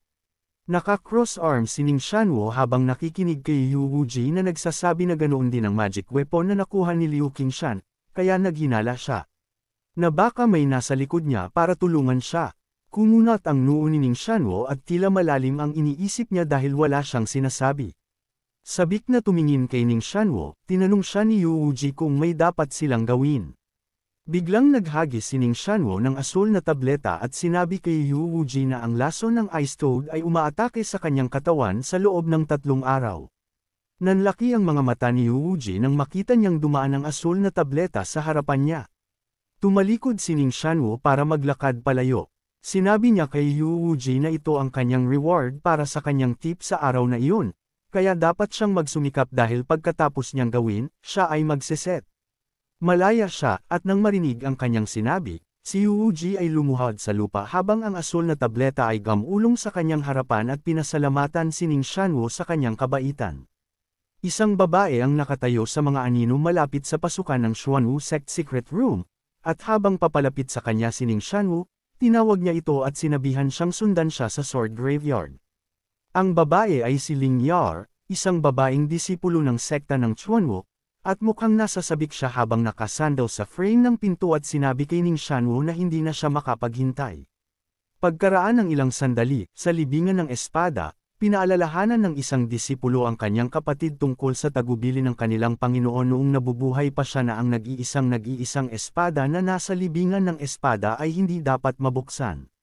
Ngunit sinabihan siya ng isa pang alagad na huminto sa pagsasalita ng walang kaparerikon at buksan ang selyo para sa kanya. Kaya sumunod ang isa at sinabi sa isa na hindi niya ito dapat pagsisihan.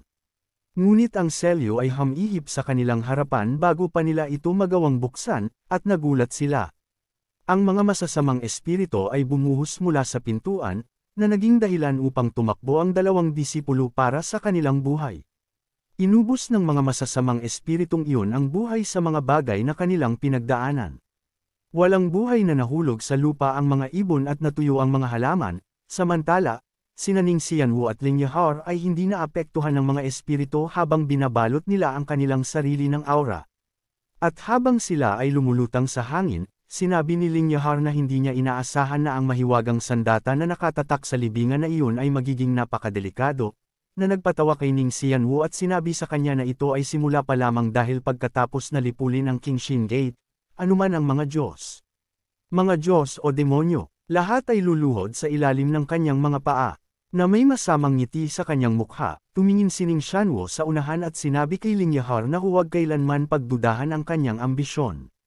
Nang makita nilang tumaas ang kaluluwang espada sa kanilang harapan, idineklara ni Ning Xianwu na gagamitin niya ang magic weapon na iyon para talunin ang magic weapon.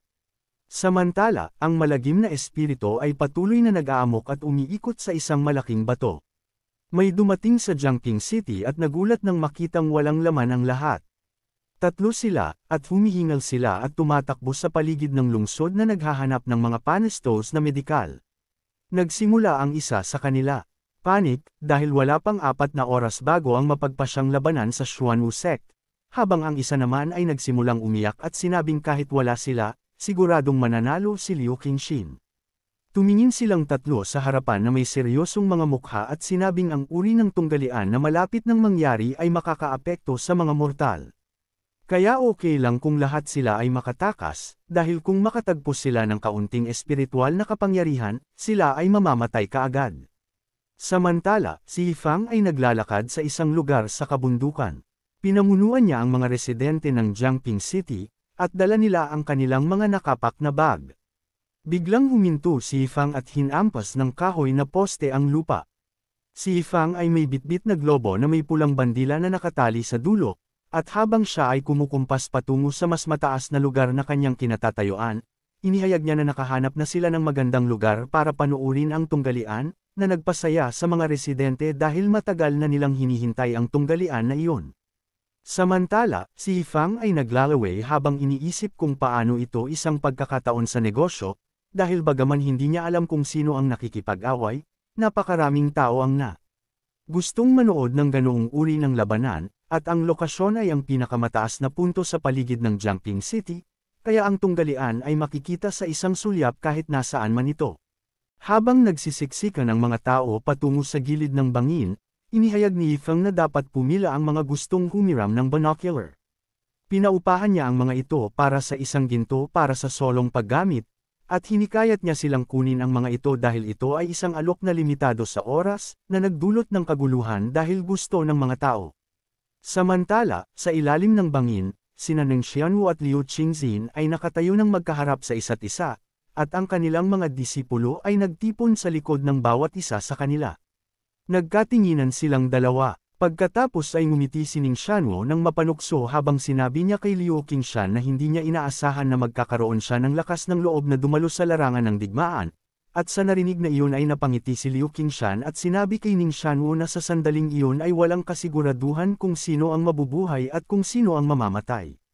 Nang magsimulang umatake ang isa sa kanila, nagsimulang maghiyawan ang mga tao. Napakabilis ng kanilang mga galaw na tanging ang kanilang mga makukulay na aura na nagsasalubong sa isa't isa ang makikita. Ngunit sa pagtatapos ng sagupaan, dinaig ni Ning Xianwu si Liu Qingxin, at nagawa niyang suntukin ito sa mukha, na naging sanhi ng pag-ubo ni Liu Qingxin ng dugo. Bumagsak si Liu Qingxin sa lupa. Mabilis na tumakbo si Ground at tatlo sa kanyang mga alagad patungo sa kanya upang suriin siya. Ngunit mabilis na tumayo si Liu Qingxin na parang walang nangyari at inutusan ang kanyang mga disipulo na huwag pumunta. Habang naglalabas si Ning Xianwu ng napakalaking at nakakatakot na aura sa kanyang harapan, inamin ni Liu Qingxin sa kanyang sarili na ang kanyang kaharian ay malayo na sa likod ni Ning Xianwu, at kung hindi siya na-promote sa kaharian ng Martial King pagkatapos basahin ang aklat ni Yifeng, hindi na sana siya makakalaban sa sandaling iyon, at bilang Liu Qingxin ay naisip niya na may magagawa lamang siya. Tinawag siya ni Ning Xianwu na may masamang aura. Sinabi niya sa kanya na alam niya kung ano ang kanyang ginagawa at hinimok siya upang ipakita ito, ang kanyang magic weapon. Labis na nagulat si Liu Qingxin na ang kanyang mukha ay namutla, ang kanyang mga mata ay lumuwa, at ang kanyang bibig ay nakabuka habang siya ay pawis na pawis, Nagtataka kung paano nalaman ni Ning Shanwo ang tungkol sa kanyang mahiwagang sandata. Habang si Liu Qingxin ay nagulat, kasama ang kanyang iba pang mga disipulo, si Wu Ji ay tumayo sa kanyang likuran at ninisyon siya. Na may masamang ngiti, tinanong ni Ning Shanwo si Liu Qingxin kung sa tingin niya ay hahayaan niyang magtagumpay ang kanyang sneak attack. Tumalon siya mula sa lupa, at iniunat niya ang kanyang mga braso habang pinakawalan niya ang Soul Eater Sword, na pinakawalan ang masasamang espiritu kasama nito. Ang mga disipulo ng Zuan Wu Sek ay nagalak nang makita nila ang mahiwagang sandata, habang si Ling Yayar ay buong pagmamalaki nang umiti at sinabi na ang Soul Eater Sword, na isang beses lamang magagamit sa pamamagitan ng pag-ubos ng mga dekada ng buhay, ay madaling maaalis ang espiritual na kapangyarihan ng anumang sandata. Kaya ang mga sandata sa ibaba ng mga banal na bagay ay parang isang dakot na sandata sa harap nito. Samantala, kinakabahan at nag-aalinlangan na hinugot ni Liu Qingshan ang ordinaryong kutsilyo sa kusina mula sa kanyang likuran, at nang makita ito, ang mga disipulo ng Qingshan Gate ay natakot at sinabing tapos na ang kanilang sekta dahil kahit anong sandata iyon, ito ay mapipigilan ng espada ng Soul Eater. Habang itinaas ni Liu Qingshan ang ordinaryong kutsilyo sa kusina upang protektahan ang kanyang sarili, si Ning Shanwo, na napapaligiran ng mga malagim na espiritu, ay tumawa dahil hindi siya makapaniwala na ang magic na sandata ni Liu Qingshan ay talagang kutsilyo sa kusina. Nagtawanan din ang mga disipulo ng Xuanwo, kabilang si Ling Yar, at habang nagtatanong ang isa sa mga disipulo kung ano ang nasira. Magagawa pa ng kutsilyo. Ang isa pa ay nagkomento na ang marangal na ninuno na si Liu Qingxin ay hindi inaasahang naging tanga na gumamit ng kutsilyo upang labanan ang espada ng Soul Eater, na pumutok sa iba pang mga disipulo. Samantala, sa laban, si Liu Qingxin ay pina-atras ni Ning Shanwo sa gilid ng cliff. Sino ang nanunuya at nanunuya sa kanya para ipakita sa kanya kung gaano kalakas ang kanyang magic weapon na sirang kitchen knife? Nanginginig si Liu Qingshan habang tinitingnan ang kutsilyo sa kusina sa kanyang kamay at nagmumura sa kanyang isipan, sinabing nawalan siya ng momentum dahil nag-aalala siya sa kutsilyo sa kusina sa kanyang kamay dahil, kung tutuusin, hiniram niya ito kay Yi Feng. Habang iniisip ni Liu Qingshan kung ano ang mangyayari kung ang espiritual na kapangyarihan ng kutsilyo sa kusina ay kainin ng espada ng Soul Eater at ito ay naging isang ordinaryong kutsilyo, lumabas sa ilong si Snot habang nanginginig at sumisigaw ng malakas, tinatanong si Yi Feng kung ano ang dapat niyang gawin. Biglang may sumigaw, nagyaya, Liu Qingxin upang manatili doon. Si Yi Feng iyon, at habang nakatayo siya sa gilid ng cliff kasama ang mga tao sa likuran niya gamit ang binocular na nirentahan niya para panuurin ang laban, iminuwestre niya ang kanyang kamay at tinanong si Liu Qingxin kung paano siya madaling sumuko. Habang ang mga tao sa likuran niya ay patuloy na nanunood ng laban gamit ang mga binocular, sumigaw si Yi Feng na natapos na sila ng napakabilis na nakagawa siya ng higit sa 100 binocular para sa wala. Kaya't nasa kanila na kung magkano ang kikitain niya, at sa isip niya ay inisip niya na lahat ng binocular ay inuupahan at hindi niya alam kung ano talaga ang nangyayari sa ibaba, kung sino ang kasama at kung ano ang sitwasyon. Lumitaw ang mga mata ni Liu Qingshan nang makarating sa kanyang tenga ang boses ni Yi Feng. Nakita niya si Yi Feng na nakatayo sa gilid ng bangin sa itaas niya, sinisigawan siya ng hindi maintindihan habang maraming tao na may binocular ang nakatayo sa likuran niya. Nalaglag ang panga ni Liu Qingshan nang makilala niya si Yi Feng at nakitang talagang dinala niya ang napakaraming tao sa larangan ng digmaan para pasayahin siya. Napuno ng determinasyon si Liu Qingshan habang iniisip niya kung paano niya narinig si Yi Feng na hinihikayat siya, at napabulalas siya sa kanyang Diyos tungkol sa napakalaking pampatibay loob noon. Ipinagmamalaki niyang itinaas sa hangin ang kutsilyo sa kusina nang mapagtanto niya kung gaano ito kahihiyan. Kahit na siya ay mahiyain sa harap ng kaaway, at halos insultuhan na niya ang karangalan ng kutsilyo, hinukay ni Liu Qingshan ang kanyang mga paa sa lupa upang makakuha ng momentum, at may determinadong tingin sa kanyang mukha, inilabas ni Liu Qingshan ang kanyang ginintoang aura habang nakatitig sa kalaban habang ipinahayag niya sa kanyang sarili na alam niya ang gagawin. Tumayo si Ning Shanwo sa kanyang harapan, napapaligiran pa rin ng mga malagim na espiritu habang hawak niya ang espada ng Soul Eater, at patuloy niyang tinutuya si Liu Qingshan, tinanong siya kung ano ang problema at kung nagpaplano siyang maghiwa ng mga lata. Tumalon si Ning Shanwo sa ere at habang iminuwestre niya ang kanyang espada kay Liu Qingshan. Sino ang nakatayo pa rin sa ibaba niya? Ang mga malagim na espiritu ay sabay-sabay na sumugod kay Lu Qingxin. Ibinato ni Lu Qingxin ang kutsilyo sa kusina habang naghahanda siyang laslasin ang mga masasamang espiritu sa harapan niya. At habang ilalabas na sana niya ang kutsilyo sa kusina, nagulat siya nang unang lumapit sa kanya ang mga masasamang espiritu.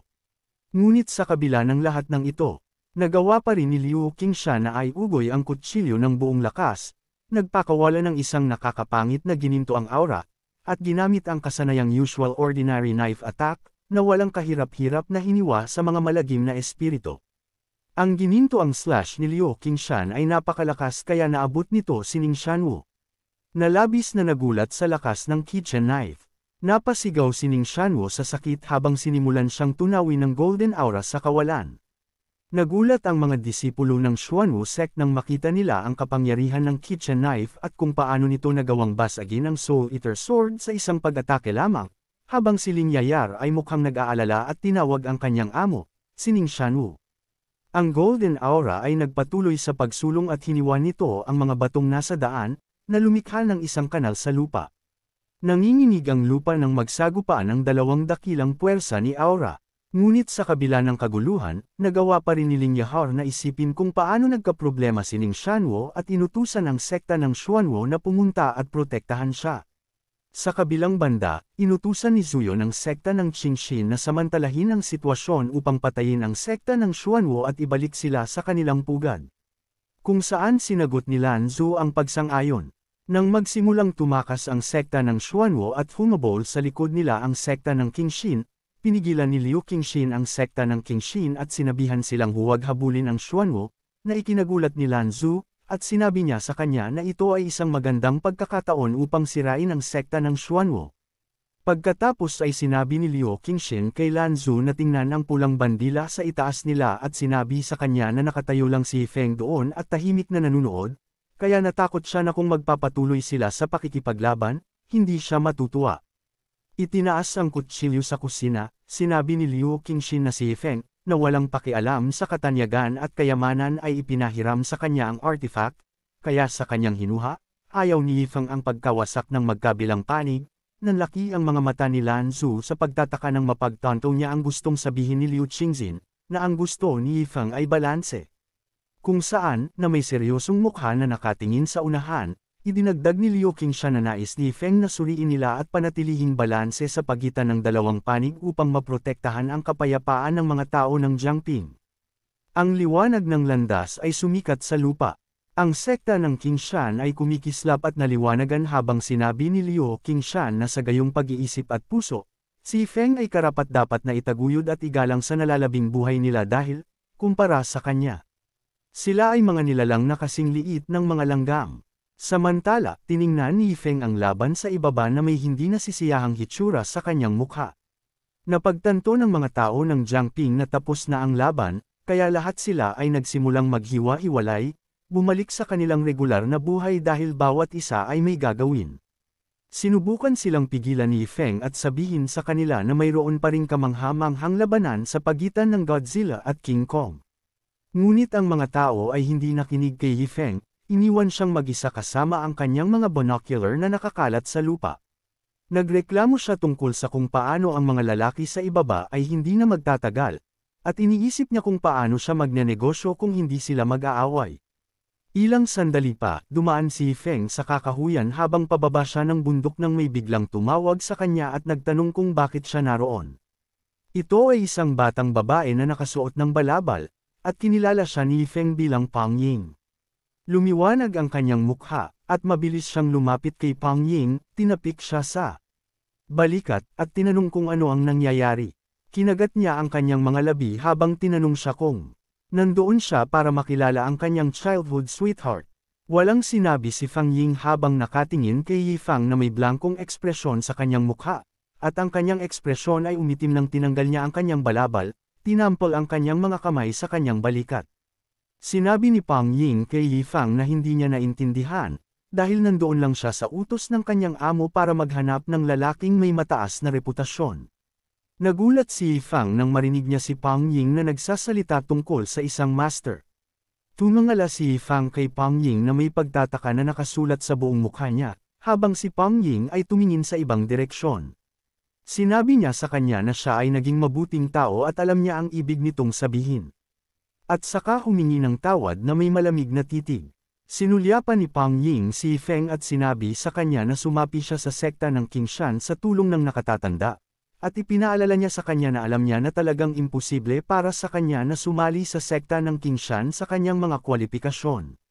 Naging madilim ang kapaligiran habang patuloy niyang sinasabi na noon pa man ay pangarap na niya ang makapasok sa tarangkahan ng Qingshan at matuto ng martial arts practices. Kaya ipinangako niya sa senior na iyon na hindi na siya makikipag-ugnayan sa ibang lalaki sa hinaharap. Natulala si Yifeng nang marinig niya ang sinabi ni Pang Ying. Napuno ng pananibik ang mga mata ni Yifeng habang si Pang Ying ay lumayo at nagpaalam, na nagsasabing hindi na sila dapat magkita muli sa hinaharap. Ilang sandali pa, nilapitan ni Pang Ying si Yu Wuji. Sino ang nagtanong sa kanya kung mayroon siyang isang tao, na sumagot siya na mayroon lamang isang mortal. Nag-cross arms siya habang sinabi niya kay Pang Ying na hiniling niya sa kanya na hanapin ang expert, pero nakipaglaro siya sa ibang mga lalaki sa paligid.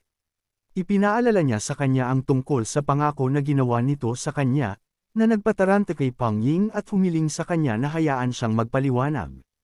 Hinawakan ni Pang Ying ang mga kamay ni Yu Wuji at sinabi sa kanya na si Feng ay isang murang may-ari ng martial arts hall. Ipinulupot niya ang kanyang mga braso sa braso ni Yu Wuji at sinabi sa kanya na si Feng ay maaari lamang mangarap ng gising buong araw at magsulat ng ilang mga shit at hindi makatwirang mga lihim ng martial arts. Kaya hindi kailanman maaaring maging mas mahusay si Yifeng kaysa sa kanya. Idinagdag niya na kung hindi lang ito nagkataon, hindi siya mag-abala pang pakialaman si Yifeng. Pinisil ni Pang Ying ang mga braso ni Yu Wuji, ipinikit ang kanyang mga mata, at namumula habang inaalo siya nito at sinabihan siyang huwag magalit dahil siya lang ang nasa puso nito. Lingid sa kaalaman ni Pang Ying, tiningnan siya ni Yu Wuji ng masamang ngiti at sa kanyang mga iniisip. Tinawag niya itong babong babae. Naisip niya na walang kakayahan ang paghahanap niya, dahil kung hindi dahil sa hitsura nito, kahit ang mga multo ay hindi na mag-abala sa pag-aalaga sa kanya. Pagkatapos ay kinuyam ni Yu Wuji ang kanyang mga kamay ng napakalakas na nagsimulang tumulo ang mga ugat sa kanila, at sa kanyang isipan, hindi niya matanggap ang Ningzayon na iyon, na pumatay sa buong pamilya ng espada. Nag-iisang natalo, at sinisi niya ang hindi kilalang eksperto na hamarang.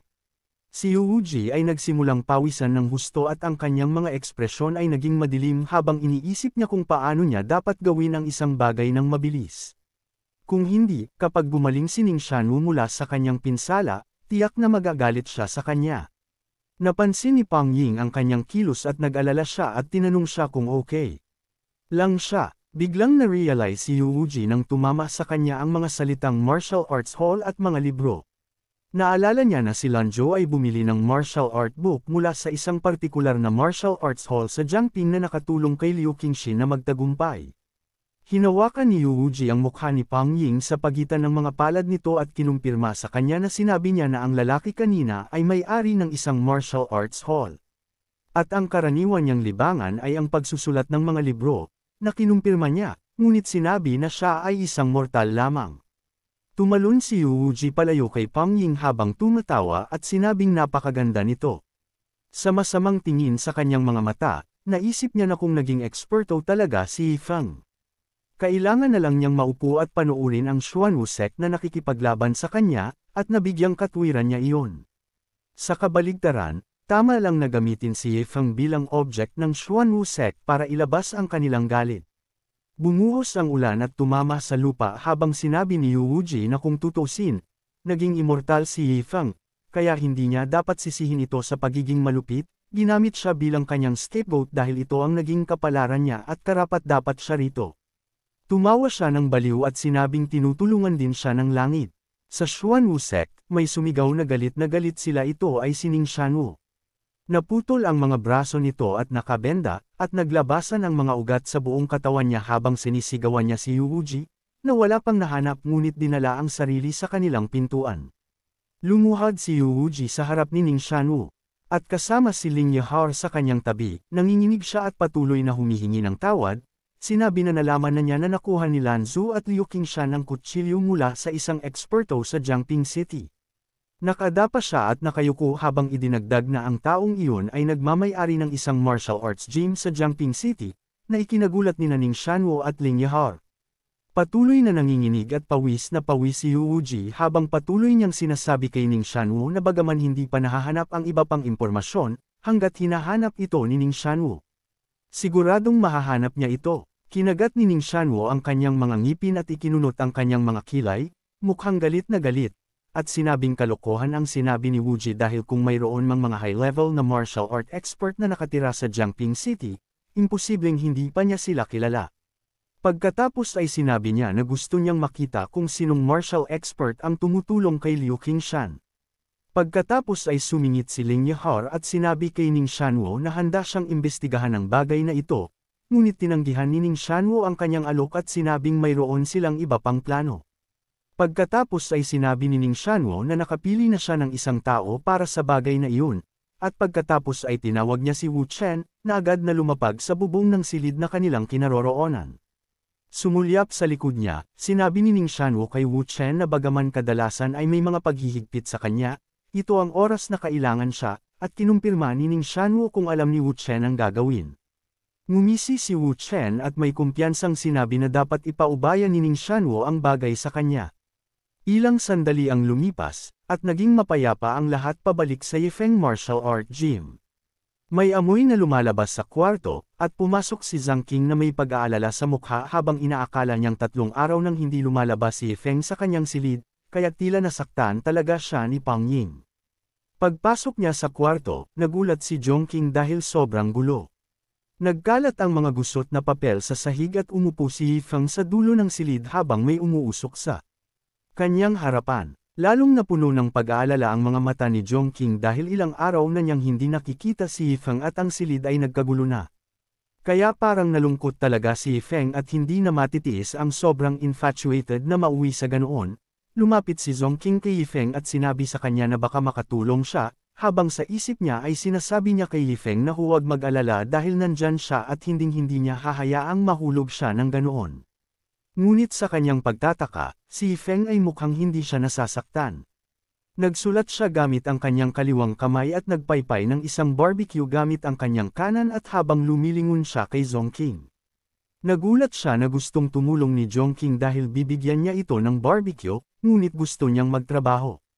Ngunit pagkatapos ay natanto si Zhang Qing. Si Yifeng ay kumikilos ng walang pakialam at sumipol nang mapansin niyang nakatingin sa kanya si Zhang Qing na puno ng pag-aalala. Kumunat ang noo ni Zhang Qing habang emosyonal na tumingin kay Yifeng at naisip na si Yifeng ay malamang na malungkot ngunit ayaw itong ipakita sa kanya. At nakakalungkot na lalaki siya. At hindi niya matulungan si Yifeng. Tinanong ni Zhang Qing si Yifeng tungkol sa kanyang pag-ibig at sa kanyang pagtataka. Si Yifeng, habang kumakain ng barbecue, ay sinabi sa kanya na si Pang Ying ay naging kanyang childhood sweetheart. Napuno ng kaliwanagan ang mukha ni Yifeng habang sinasabing makakaapekto lang ang mga babae sa bilis niyang kumita ng pera. At ang bilis niyang mag-barbecue. Nanlaki ang mga mata ni Zhang Qing at hindi siya nakaimik. Pagkatapos ay sinabihan ni Yifeng si Zhang Qing na ibenta ang mga libro dahil gusto niyang palitan ang karwahe sa susunod na buwan. Kaya nasa kanya na ang lahat habang tinanong ni Yifeng si Zhang Qing kung ano ang hinihintay niya at sinabihan siyang pumunta at magtrabaho ng husto. Bago pa siya makapag-react, si Zhang Qing ay nasa lansangan na, natulala. Nang matauhan siya ay may napansin siya. Tiningnan ni Zhang Qing ang uri ng mga librong hawak niya, at sa pamamagitan ng pagtingin sa mga ito at pagbabasa ng mga pamagat ng mga libro. Mga kwento ng mga lalaki mula sa 3 bansa. Ang kwento ng isang grupo ng mga babae at isang lalaki. Kwento ng 3 babae at lalaki. Nakita niyang kakaiba ang mga ito habang iniisip niya kung talagang maibebenta ang mga aklat na iyon. Napadpad siya sa gilid ng bangkita, pinalipad sa ere ang mga libro. Samantala, sa suburb ng Jiangping City, may tumawag ng tulong. Ito ay isang lalaki na may sira na ang ulo, at hinawakan ito ni Wu Chen. Tinawag niya itong tulala at sinabi na kahit dumating ang hari ng langit, may iligtas niya siya, at sumigaw ang lalaki mula sa itaas ng kanyang mga baga nang ilabas ni Wu Chen ang kanyang espiritu mula sa kanya, naiwan lamang ang kanyang mga buto tulad ng tumpok sa kanyang likuran. Pinisil ni Wu Chen ang kanyang mga braso at hinagis ang lalaki. Idinagdag siya sa tambak ng mga natuyong bangkay sa likuran niya at sinabing kung masarap lang ang lasa ng lalaking iyon ay mabubusog niya ang tiyan niya at talagang umaasa siyang mabusog siya ng lalaking nagpatakbo ng martial arts gym. Biglang may humarap kay Wu Chen, na nagsasabi na ang mga kabataan ay kailangang maging mapagpatawad at pinayuhan siyang huwag nang pumunta sa Jiangping City. Isang matandang lalaki ang nag-lecture sa kanya at nagsasabi sa kanya na papunta siya sa Jiangping City upang bisitahin ang isang matandang kakilala. Kaya hindi siya pinayagang magulo. Lumabas si Bain sa mukha ni Wu Chen, at naiinis siya habang tinanong niya ang matanda kung nagbibiro siya. Ngunit nang sabihin ni Wu Chen ang matandang lalaki na itikom ang kanyang bibig, siya ay naputol nang ang matandang iyon ay umatake sa kanya sa pamamagitan ng pagtawag ng isang malaking palad para ibagsak siya sa lupa at sabihin sa kanya na mamatay. Habang ang palad ay malapit ng tumama kay Wu Chen, ang kanyang mukha ay lumibot sa takot, at siya ay nagulat na ang matanda ay isang kaharian sa itaas ng Martial King. Ang dambuhalang palad ay tumama sa lupa sa napakalaking impact. Nagbuga ng alikabok kung saan-saan.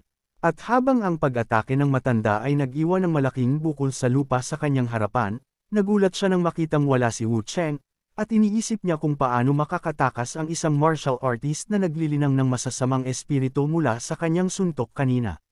Isang biglaang napagtanto ang tumama sa matanda. Naalala niya na may nabunot si Wu Chen kanina nang malapit na siyang matamaan ng kanyang pag-atake. At nakilala na lang niya ito bilang sagradong bato. Naisip niya na kung ang kayamanan ng emperador ay nahulog sa mga kamay ng isang masamang magsasaka, kung gayon siya ay natatakot na ang isang maliit na lungsod tulad ng Jiangping ay malamang na magdurusa. Sa kabilang banda, sa Jiangping City, si Wu Chen ay nagtatago, at naisip niya na maswerte na nasa kanya ang kayamanan. Kung hindi, maaga pa sana siyang namatay.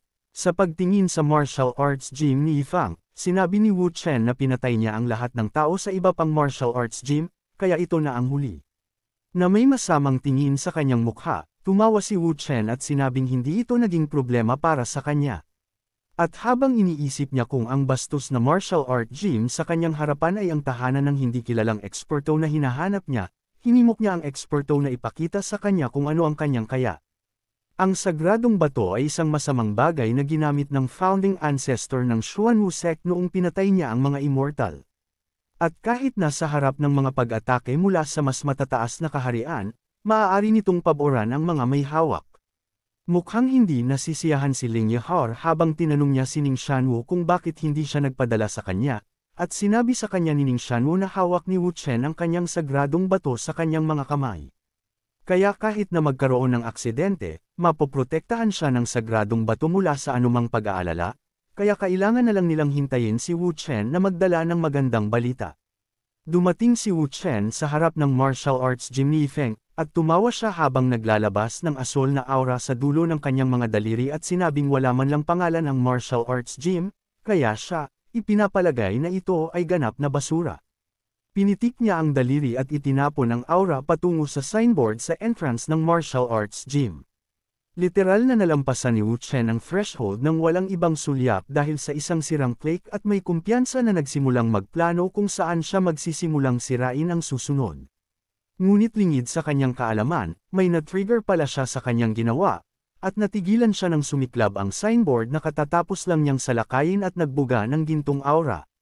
Biglang, maraming uri ng mga armas ang nabuo mula sa apoy at lahat ay nakatutok kay Wu Chen. Nagmura siya sa panggigipit na nagsisikap na patayin siya, ngunit may kumpiyansa siyang inilabas ang sagradong bato at inisip na siya ay mapalad na magagawa niya ang lahat dito. Ngunit sa gulat ni Wu Chen, ang pag-atake ay direktang tumama sa kanya, na lumikha ng mga butas sa kanyang katawan, at ang tanging nagawa niya ay sumigaw sa sakit. Hindi niya maintindihan kung ano ang nangyayari habang ang kanyang mukha ay nagsimulang lumibot at naluso sa kawalan. Nawala si Wu Chen nang hindi nag-iiwan ng bakas ng kanyang katawan, at ang natitira na lang ay ang sagradong bato na nahulog sa lupa. Napuno ng katahimikan ang pasukan ng martial arts gym ni Yifeng. Habang ang alikabok na napukaw ng pag-atake ay nagsimulang tumira at mawala. Ilang sandali pa, dumating si Yifeng sa martial arts gym, kasunod si Zhang Qing, na may bukol sa ulo. Napansin kaagad ni Yifeng ang sagradong bato, pinulot ito, nagtaka kung sino ang naghulog ng bato at sinabing ito ay talagang maganda. Nagtaas ng kilay si Feng at ngumiti nang may pumasok na ideya sa kanya. Pagkatapos ay inilagay niya ang sagradong bato sa sirang bahagi ng gilid ng bangkita. Ginamit ito upang ayusin ang lugar, at labis na nagulat si Zongqing na tama ang sukat. Pagkalipas ng ilang sandali, 2 tao ang naglaro ng Xiangqi, at ang isa sa kanila ay halatang nanag sa isa habang ang isa sa mga kamay ay nanginginig at nag-aalangan na gumawa ng susunod na hakbang. Ito ay ang matandang lalaki mula kanina, at sinabi niya sa kanyang kalaban, si Feng, na noong una siyang nagsimula, naisip niya na siya ay nasa parehong ka-level sa kanya, ngunit nang pagmasdan niyang mabuti, hindi niya ito makita. Mukhang naiinip na sinabi ni Feng sa kanya na hindi nakakagulat na hindi niya ito makita dahil siya ang nagturo sa kanya ng chess. Habang nasa isip niya ay iniisip niya kung paanong naroon ang matanda para makita siyang muli. Pinagpawisan ng matanda at inisip na maraming beses na siyang pumunta roon para maglaro, ngunit hindi pa rin niya makita ang tunay na paglilinang ni Feng. Binuksan niya ang kanyang mga mata at tumingin kay Yi Feng na may hinala sa kanyang mga mata habang iniisip niya na napakaraming sikretong pamamaraan sa kontinente ng Xianjiang. Ngunit nilinang ni Yi Feng ang isang pamamaraan na ginawang hindi makita ng iba ang kanyang paglilinang. At hindi niya ito pinalaki kahit kaunti. Habang nakatingin sa kanya si Yi Feng na may seryosong mukha, naisip niya na kung may ganoong tao, imposibleng maging isang hindi kilalang tao sa mundo ng paglilinang. Nawala sa malalim na pag-iisip ang matanda habang patuloy na nag-iisip at iniisip kung mas magaling nga ba si Yi Feng sa kanya. Masyado siyang na-absorb sa kanyang mga iniisip kaya nagulat siya nang sabihin sa kanya ni Yi Feng na turn na niya at naka-checkmate siya. Tanong niya nang ma-checkmate siya dahil hindi niya napansin, biglang may pumukaw sa atensyon ng matanda. Natapakan na niya ang gilid ng bangkita, at nagulat siya nang makita niya ang sagradong bato na ginamit upang ayusin ang sirang bahagi. Naisip niya pagkatapos kung si Wu Chen ay pinatay kaagad ni Yi Feng, habang si Yi Feng ay magalang na yumuko sa kanya at nagpasalamat sa kanya sa pagpayag sa kanya na manalo. Inisip ng matandang lalaki ang kahulugan sa likod ni Yi Feng gamit ang ganoong halagang kayamanan upang harangan ang threshold, at naisip niya na sinusubukan ni Yi Feng na ihatid ang mensahe na maaari niyang hilahin ang sagradong bato sa kanyang kalooban at hinahamon siya na makita kung ano ang magagawa niya. Sinuri yun ng matanda base sa cultivation ni Yi Feng. Dapat ay alam niya ang halaga ng sagradong bato, ngunit siya ay nakulong pa rin sa kayamanan ng ganoon. Naisip niya na ito man ay skimong o laro ng chess, medyo mas makapangyarihan si Yi Feng kaysa sa naisip niya, at sa lahat ng mga pahiwatig na ginawa ni Yi Feng, napagtanto niya na ito ay ibang antas ng kompetisyon. Habang napagtanto ng matanda kung paano naging tiwala si Yi Feng, ngumiti siya ng kumpiyansa habang iniisip na tila minamaliit siya ni Yi Feng. Pagkatapos ay tinawag niya si Yi Feng para tulungan itong tumingin sa isang bagay. At pagkatapos ay bigla niyang hinugot ang kanyang sagradong sandata, na parang isang aksidente, at hiniling kay Yi Feng na kumamaw sa kanyang likod dahil ito ay makati. Habang kumikinang ang kalaykay, si Yi Feng ay tumingin dito ng may pagtataka, at tila may kung anong tumama sa kanya. Itinaas ng matanda ang kanyang ulo at mukhang. Ipinagmamalaki ng makita ang reaksyon ni Yi Feng, at naisip niya kung paanong hindi lang niya naubos ang kanyang mga ari-arian. Nawalan pa nga siya ng kalahati ng kanyang buhay para makuha ang kayamanan, ang Seven-Tooth Holy Rake. Ngunit ang matanda ay nagulat, at siya ay nagalit nang lumapit sa kanya si Yi Feng, hinimas ang poste ng kalaykay, at may luha sa kanyang mga mata. Sinabi sa kanya na itapon ito dahil ito ay kinakalawang at sinabi na ito ay tiyak na hindi maginhawa upang gawin ang mga gawaing bukid. Namumuo ang mga luha sa gilid ng kanyang mga mata, sinabi ni Yi Feng na dapat ay natuklasan niya na hinahanap siya ng matanda upang muling maglaro ng chess. At muli, at sadyang nawala sa kanya upang matulungan niya itong ayusin ang kanyang mga kagamitan sa bukid, na labis na ikinagulat ng matanda. Habang iniisip ng matanda kung paano talaga insultuhan ni Yi Feng ang artifact na ipinagmamalaki niya, kinuha ni Yi Feng ang 7-tooth holy rake mula sa kanyang mga kamay at sinabihan siyang huwag matuwa. Naawang tumingin si Yi Feng sa matanda habang iniisip kung paanong hindi madali ang pagsasaka, at sa bandang huli ay ito na lamang ang naging hanap buhay ng isang magsasaka. Kaya't hindi katakataka na mabalisa kapag may nangyaring mali sa kalaykay nang pumasok si Yi Feng sa kanyang tahanan at sinabihan ang matanda. Para maghintay lang sa kanya ng sandali. Ang matanda ay nagngangalit ang kanyang mga ngipin at siya ay galit na galit. Naisip niya na dahil masyadong minamaliit ni Yifang ang kanyang seven-tooth holy rake, gusto niyang makita kung ano pa ang maiisip niya na may kukumpara sa kanyang seven-tooth holy rake sa forging house ni Yifang Martial Arts Gym. Habang papande si Yifang ng seven-tooth holy rake, tinawag siya ni Zongqing at sinabi sa kanya na ang lolo na nanghiram ng kutsilyo sa kusina kanina, si Liu Qingzin. Gusto siyang makita, at pagkatapos ay tinukoy siya ni Yifang bilang tagapagluto sa Qingshan Farmhouse. Sinabi ni Zongqing kay Yifang na sinabi ni Liu Qingzin na pumunta sila para magbigay galang na ikanalito ni Yifang. Ngunit pagkatapos ay inutusan niya si Zongqing na papasukin muna ang mga ito, at darating siya kaagad kapag natapos niya ang pagpeke ng mga kagamitan sa bukid. Dumating si Liu Qingzin kasama si Zhu Yun, na nagtanong sa kanya kung talagang may nakatira sa maruming lugar na iyon, at mabilis siyang pinatahimik ni Liu Qingzin at sinabi sa kanya na alisin ang kanyang init ng ulo sa harap ni Yifang. Pinaalalahanan siya ni Liu Qingxin tungkol sa kapangyarihan ng kutsilyo at sinabi sa kanya na kung malungkot si Yifeng, ang mga kahihinatnan ay magiging kapahamakan. Ngunit naisip ni Zhu Yun na nagmalabi si Liu Qingxin. Habang si Zhu Yun ay humakbang pasulong, naapakan niya ang sagradong bato. At umagos ang pawis sa kanyang mukha habang siya ay parehong nalilito at nagulat sa kanyang naramdaman. Napatalon siya sa gulat nang mapagtanto niyang nakatapak siya sa isang sagradong bato. Alam niya na ito ang naging kayamanan ng tagapagtatag ng sektang Xuanwu, at tumingin siya dito ng may pag-aalala at inisip kung paano ito ginamit upang ayusin ang threshold. Nakayuko siya sa lupa, ini-inspeksyon pa ang sagradong bato nang mapagtanto niyang nauna na sa kanya si Liu Qingxin, at agad niyang tinawag siya, hiniling na hintayin siya. Tumakbo si Zhu Yun patungo kay Liu Qingxin at sinabi sa kanya na naghinala siya na may mali sa pinagmulan ng effect. Kaya't iminungkahi niya na umalis sila, ngunit pinutol siya ni Liu Qingxin. Sinabi na siya ay nagsasalita ng walang kaparirikan. At sinabi sa kanya na panatilihing bukas ang kanyang mga mata at makakita ng malinaw. Gamit ang tunog ng clanging sa background, tinanong ni Zhu Yun si Liu Qingxin kung ano ang tinitingnan niya para makita niyang mabuti.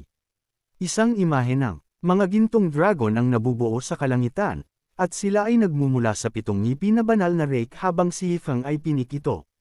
Nang makita ang eksena sa harap niya, nang inig si Liu Qingxin, at paulit-ulit niyang sinabi kay Zhu Yun na ito ay isang maliit na eksena at huwag magpanik.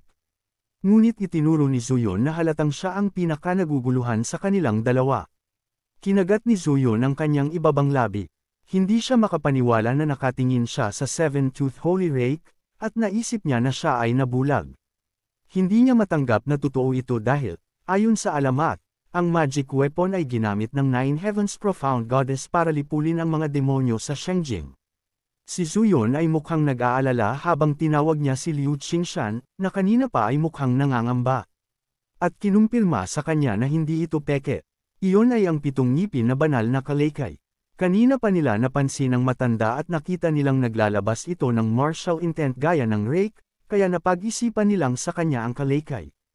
At sinabi ni Liu Qingshan na ang mga taong maaaring gumamit ng mga sagradong sandata mula noong sinaunang panahon ay mas mataas sa kaharian ng Martial Emperor. Ang matanda ay nakaupo roon, naglalabas ng matinding gininto ang aura na bumabalot sa kanya. Habang tinitingnan nila ang matanda, parehong naisip ni Zhu Yun at Liu Qingshan na kamukha niya ang baliw na pumatay sa 6 na bayan ng Xianjiang, ngunit iyon. Ang mga masasamang tao ay nawawala sa loob ng 30 taon, kaya hindi nila naisip na ito ay nagkataon lamang. Napansin silang dalawa ng matanda, at may mabangis na tingin sa kanyang mga mata at isang tasa ng inumin sa kanyang kamay, tinawag niya sila. Agad na nanlumo sina Zhu Yun at Liu Qingshin, at pareho silang pawis na pawis. Mabilis na nagbago ang aura ng matanda at naging palakaibigan, at tinanong niya ang dalawa kung naroon ba sila para hanapin si Yifeng. At inanyayahan niya silang pumunta at uminom ng tsaa. Napakamot ng ulo si Liu Qingshin at pumayag sa imbitasyon ng matanda, na labis na ikinagulat ni Zhu Yun. Mukhang natakot si Zhu Yun, at sinabi niya kay Liu Qingshin na ibigay na lang nila kay Yifeng ang kutsilyo at regalo at umalis na. Ngunit sinulyapan siya ni Liu Qingshin at sinabi sa kanya na natatakot siya na huli na ang lahat. Ang mga gintong dragon ay lumabas sa fogging house, at nang makita sila, sinabi ni Liu Qingshin kay Zhu Yun na hindi pa ito ang tamang oras. Itinaas ni Feng ang kanyang martilyo sa hangin at tinamaan ang 7 ngipin na Holy Rake ng buong lakas, at sa huling hampas na iyon, bumantong hininga si Feng at pinunasan ang pawis sa kanyang ulo habang ipinahayag niya na sa wakas ay tapos na ito. Ang 7 ngipin na Holy Rake ay mukhang makintab at bagong-bago, at si Feng ay nasiyahan sa resulta at napakasarap sa pakiramdam.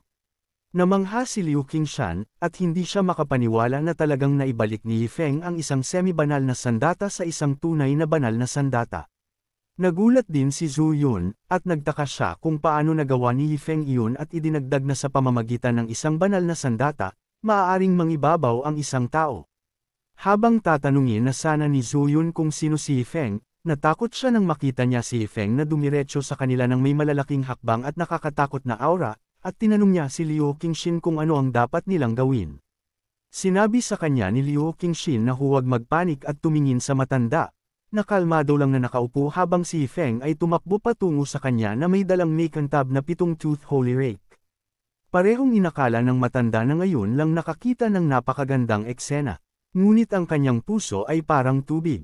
Ngunit lingid sa kanilang kaalaman, ang matanda ay nanginginig at nagmumura sa kanyang isipan ng makitang si Feng ay talagang ginawang tunay na banal na sandata ang kanyang sirang banal na sandata, at iyon ang sandaling napagtanto niya kung gaano katawa-tawa ang nakaraang mapagkompetensyang paghahambing. Tumayo ang matanda para tanggapin ang banal na sandata, ngunit natigilan siya nang sabihin sa kanya ni Feng na hindi ito libre, ngunit bibigyan niya siya ng 50% na diskwento. Nakakadena ang isip ng matanda dahil naisip niya na kahit binigyan siya ni Feng ng discount sa banal na sandata ay hindi niya ito kakayanin dahil ginugol na niya ang kanyang buong kayamanan para lang makuha ang bahagyang napinsalang 7-tooth Holy Rake at nawala ang kalahati ng kanyang buhay kapalit nito. Kaya natakot siya na hindi niya makuha ang kalikay sa sandaling ito. May inip na mukha, tinanong ni Feng ang matanda kung ano ang mali at kung wala siyang sapat na pera, habang iniisip kung ano ang kaawa-awang bagay ng matanda na walang kahit isang gintong barya. Biglang sinabi ni Feng sa matanda na kalikay lang ito, kaya kung wala siyang sapat na pera ay ibibigay niya ito ng libre, at nang marinig ang kanyang sinabi ay nalaglag ang panga ng 3 magsasaka sa kanyang harapan. Ang matanda ay tumalon at ang kanyang puso ay tinamaan nang marinig niya na si Feng ay nagbibigay ng banal na sandata sa kanya ng libre, at sa halip na tawaging kapatid, tinawag niya itong Mr. Yi at sinabihan siyang tanggapin ang kanyang pana, na labis na ikinagulat ni Feng.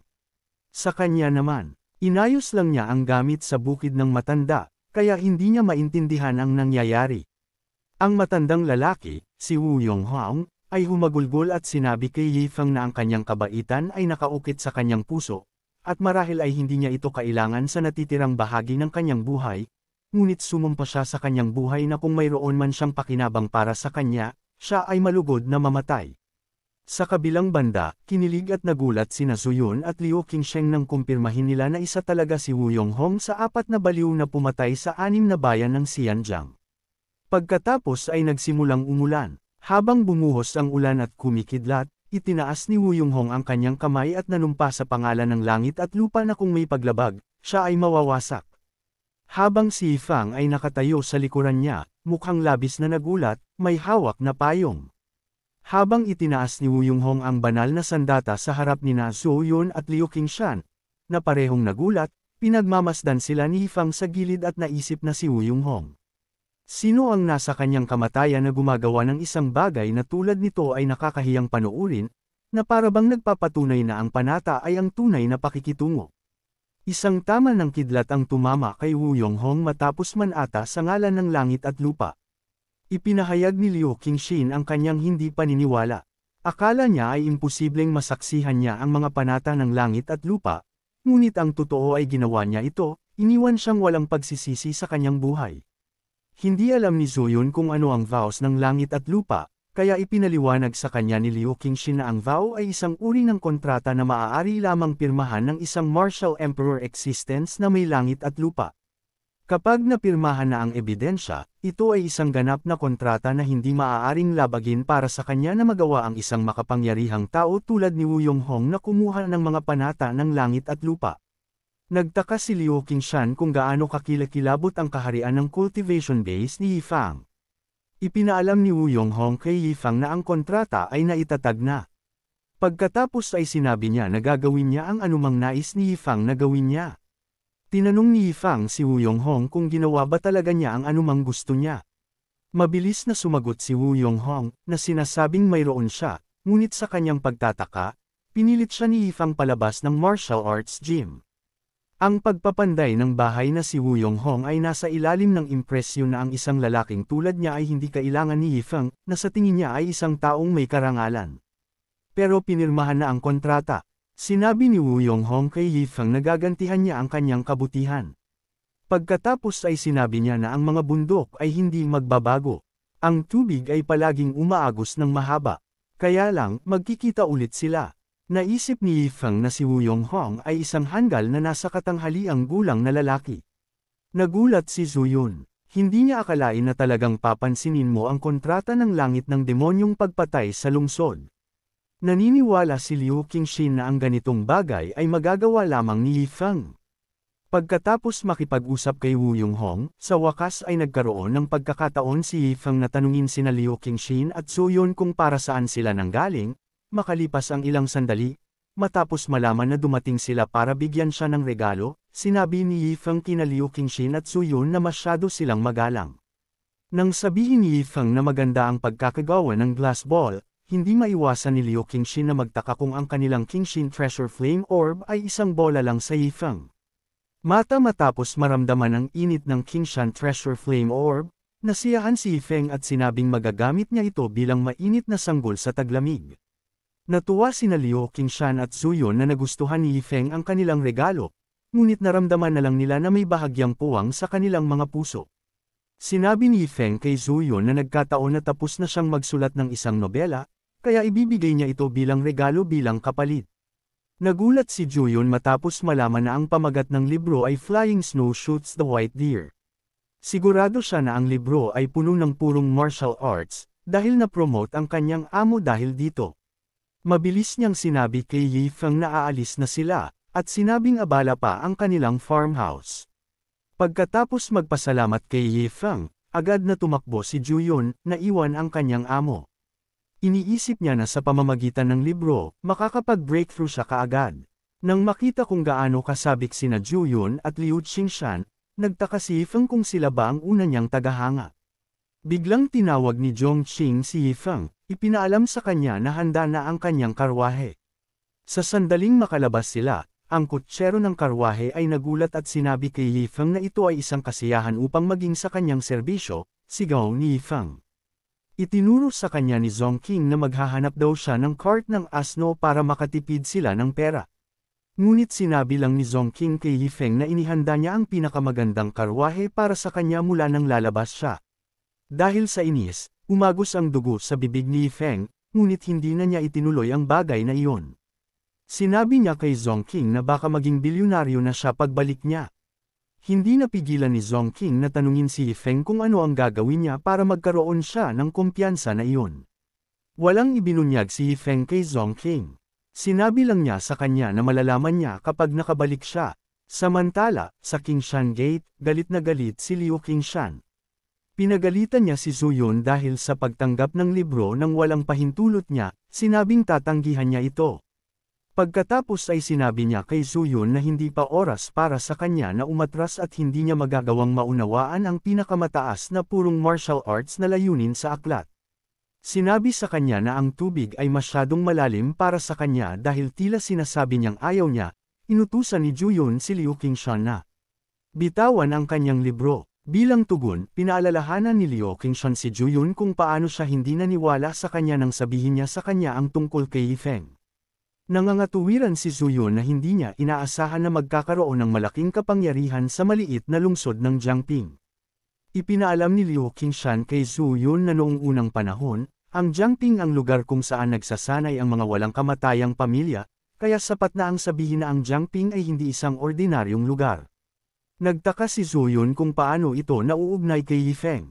Biglang ibinahagi ni Liu Qingxin kay Zuyun na naisip niya na maaaring nasa susunod na malaking laro si Yifeng. Pumasok si Yifeng sa Pingjiang Chamber of Commerce, may dalang libro. Ang kanyang pinansyal na kalagayan ay lampas sa anumang tulong. Ngunit kung ang kasunduan na kanyang pinuntahan ay nangyari, naisip ni Yifeng na magagawa niyang mamuhay ng walang pag-aalala. Isang nasa katanghaliang gulang na lalaki na tila hindi inaasahan ang pagdating ni Yifeng ang nagpaalam kay Yifeng na may isang tinatawag na Boss Mao ang gustong pumunta siya sa guest room. Pagkapasok niya sa kwarto ay agad na niyaya ng isang lalaki si Yifeng na uminom ng tsaa.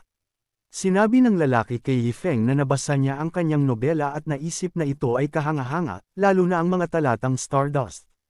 Sa kanyang bahagi, nakaramdam ng awkward si Yifeng. Wala siyang matandaang isinulat ang bahaging binanggit ng lalaki. Iniisip niya kung nabasa ba talaga ng lalaki ang nobela na isinulat niya. Sinabi ng lalaki na ang mga nagnenegosyo ng daan-daang milyong dolyar ay higit na iginagalang ang mga kultural na tao. Pinaalalahanan ni Yifeng ang lalaki na nangako siyang ipagpapatuloy ang paglilimbag ng aklat, ngunit sa kanyang pagkabigo, sinabi sa kanya ng lalaki na ang pagprint ng mga fairy tales niya ay medyo hindi kailangan. Ang lalaki ay talagang chairman ng Pingjiang Chamber of Commerce, si Mao Lin, na isang mortal. Ipinaliwanag ni Mao Lin kay Yifeng na wala itong maitutulong dahil isa silang malaking Chamber of Commerce at may isang grupo ng mga tao sa ibaba na nakaturo sa kanya para pakainin. Naisip niya na hindi lang nagbunga ang mga gamit ni Yifeng. Sinabi ni Mao Lin na ang pag-iisip lamang tungkol sa mga libro ay sumasakit sa kanya, ngunit hiniling niya kay Yifeng na huwag personal na sabihin ang kanyang mga salita, na sinasabi na siya ay isang mas prangka na tao. Pagkatapos ay inalok ni Mao Lin si Yifeng ng pera para subukan niya ang iba. Sumusumpa siyang sinabi niya na tiyak na tutulungan niya si Yifeng simula noong nailigtas niya ang kanyang buhay. Tumayo si Yifeng at mabilis na tinanggihan ang alok ni Mao Lin. Napakababa ng tingin ni Mao Lin kay Yifeng kaya nagkaroon pa siya ng lakas ng loob na sabihin kay Yifeng na bisitahin siya muli sa susunod. Habang pinagmamasdan niya ang likod ni Yifeng, naisip ni Mao Lin na ang mga libro ni Yifeng ay walang iba kundi isang maliit na piraso ng basura. Biglang pumasok sa silid ang anak ni Mao Lin na si Yuna at tinanong si Mao Lin kung sino ang nakausap niya. Nang tanungin siya ni Mao Lin kung bakit siya dumating, pinaalalahanan ni Yuna si Mao Lin na nangako itong ipapakilala siya sa may akda ng Dream of Red Mansions. Pagkatapos ay tinanong niya si Mao Lin kung bakit hindi pa siya nagpapakilala sa kanya, at kung si Yifeng ang may akda. Araw-araw, nilululong na si Yuna sa mga libro ni Yifeng. Natakot si Mao Lin na hindi man lang niya natutunan ang tungkol sa negosyo. Ipinaalam kay Yuna na hindi itutuloy ni Yifeng ang paglalathala ng mga libro sa kanilang komersyo.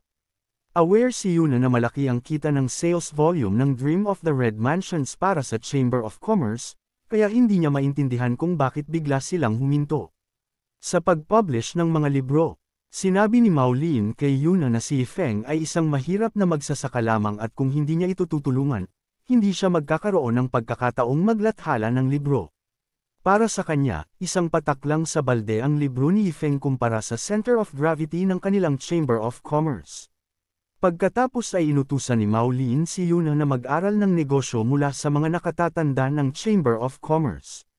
Ipinahayag ni Yuna kung gaano niya kinasusuklaman ang pagnenegosyo. Sinabi niya kay Mao Lin na kahit na gusto niyang magnegosyo, hindi ito makakaapekto sa kanyang pagbabasa. Hiniling ni Mao Lin kay Yuna na huwag nang magsalita pa. Ito ay isang kritikal na panahon ng kompetisyon sa Baofeng Chamber of Commerce. Inutusan niya ang isang tao na kunin si Yuna at huwag siyang palabisin hanggat hindi niya nasusuri ang lahat ng mga account mula sa mga nakaraang araw. Nakiusap si Yuna sa kanyang ama na pakinggan siya, ngunit hindi ito nagtagumpay.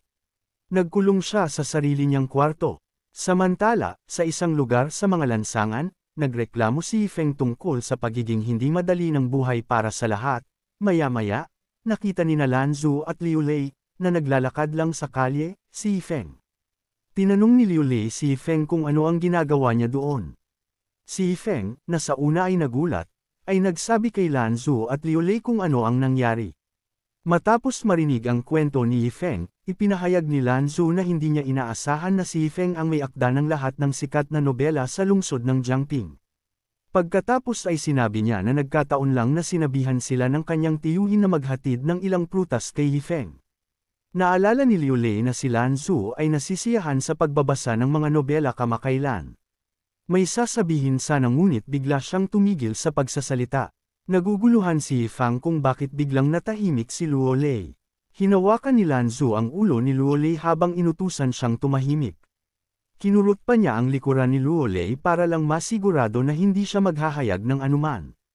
Nag-transform si Luolei. Nangako siya kay Lanzu na hinding-hindi niya hahayaang hadlangan ang kanyang paghanga sa mga kasanayang pampanitikan ni Feng. Pagkatapos ay hiniling niya kay Lanzu na itigil ang pagkurot sa kanyang likuran. Si Feng ay muling nabigla sa pagbabago ni Luolei. Pinayuhan niya si Luolei na kailangan niyang gamutin ang kanyang konstitusyon. Sinabi lang ni Luolei kay Feng na maaari siyang kumain ng maraming prutas hanggat gusto niya, kahit na nahihirapan pa rin siyang mag-adjust sa nagbagong estado ni Luolei. Sumagot pa rin si Feng, sinabing malugod niyang kukunin ang mga prutas. Tinitigan ni Lanzu si Feng. Hindi pa rin siya makapaniwala na siya ang may akda ng mga librong nagustuhan niya. Hindi niya inaasahan na ang puso ni Feng ay napakapino, malambot at matatag, at ang mga gawain sa pamilya at sekta, pati na rin ang pagmamahal ng kanyang disipulo, ay maaaring magsama-sama sa isang tao. Nang biglang lumingon si Feng sa kanyang direksyon, mabilis na umiwas si Lanzu. Kasabay nito, hindi napigilan ni Luolei ang sarili na mapangiti habang pinagmamasdan si Lanzu na humahanga kay Feng. Biglang nagkaroon ng ideya si Luolei. Gusto niyang gumawa ng magandang bagay. Hiniling ni Luolei kay Feng na sumama sa kanya, na sinasabi sa kanya na mayroon siyang paraan upang matulungan siyang mailathala ang kanyang aklat. Napakabigla ng imbitasyon, kaya tinanong ni Feng si Luolei na kumpirmahin kung maaari ba niyang i-publish ang kanyang mga libro. Kinumpirma ni Luolei na kaya niya. Ipinaalam niya kay Feng na ang kanyang ama ang chairman ng Baofeng Chamber of So ang paglalathala ng libro ay ilang minuto lang. Naisip ni Lanzu na si Luolei ay gumawa ng isang mahusay na hakbang. Siya ay nasa ilalim ng impresyon na si Feng ay hindi karaniwan at napakalayo sa mundo kung kaya't palagi siyang nag-aatubili na ihayag ang kanyang pagkakakilanlan. Kaya naman nakatagpo siya ng ganoong kalituhan, sinabi ni Luolei na mayroon siyang isang maliit na kondisyon. Sinabi niya kay Feng na maglalathala siya ng libro para sa kanya kung hahalikan niya si Lanzu. Namula sina Feng at Lanzu. Natigilan sila sa biglaang kalagayan ni Luolei. Natarante sila kaya hindi nila alam ang sasabihin. Tinanong ni Luolei si Feng kung ano ang iniisip niya tungkol sa kanyang kalagayan. Inamin ni Feng na ito ang unang pagkakataon na narinig niya ang ganoong uri ng kahilingan. Si Feng ay walang karanasan. Hindi pa siya na in love at palaging single. Naisip ni Feng sa kanyang sarili na siya na single sa loob ng maraming taon, ngunit sa wakas ay nagkaroon ng pagkakataon na makipag-ugnayan kay Lanzu. Sa araw na iyon, nangako si Feng na magpapaalam siya sa kanyang unang halik at sasalubungin ang maliliwanag na sandali ng buhay. Sinabi niya kay Luolei na dahil nag-propose siya, isasakripisyo niya ang kanyang unang halik para sa kanya, na sinasabi na ang kulay ay kawalan ng laman, at ang kawalan ay kulay. Mabilis na lumayo si Lanzu kay Feng, iniisip na ang pariralang kulay ay kawalan ng laman at ang kawalan ng laman ay kulay ang pinakamataas na estado. Biglang may naintindihan si Lanzu. Mayroong 3,000 mundo. Ang bawat isa ay may sariling paraan ng paglilinang.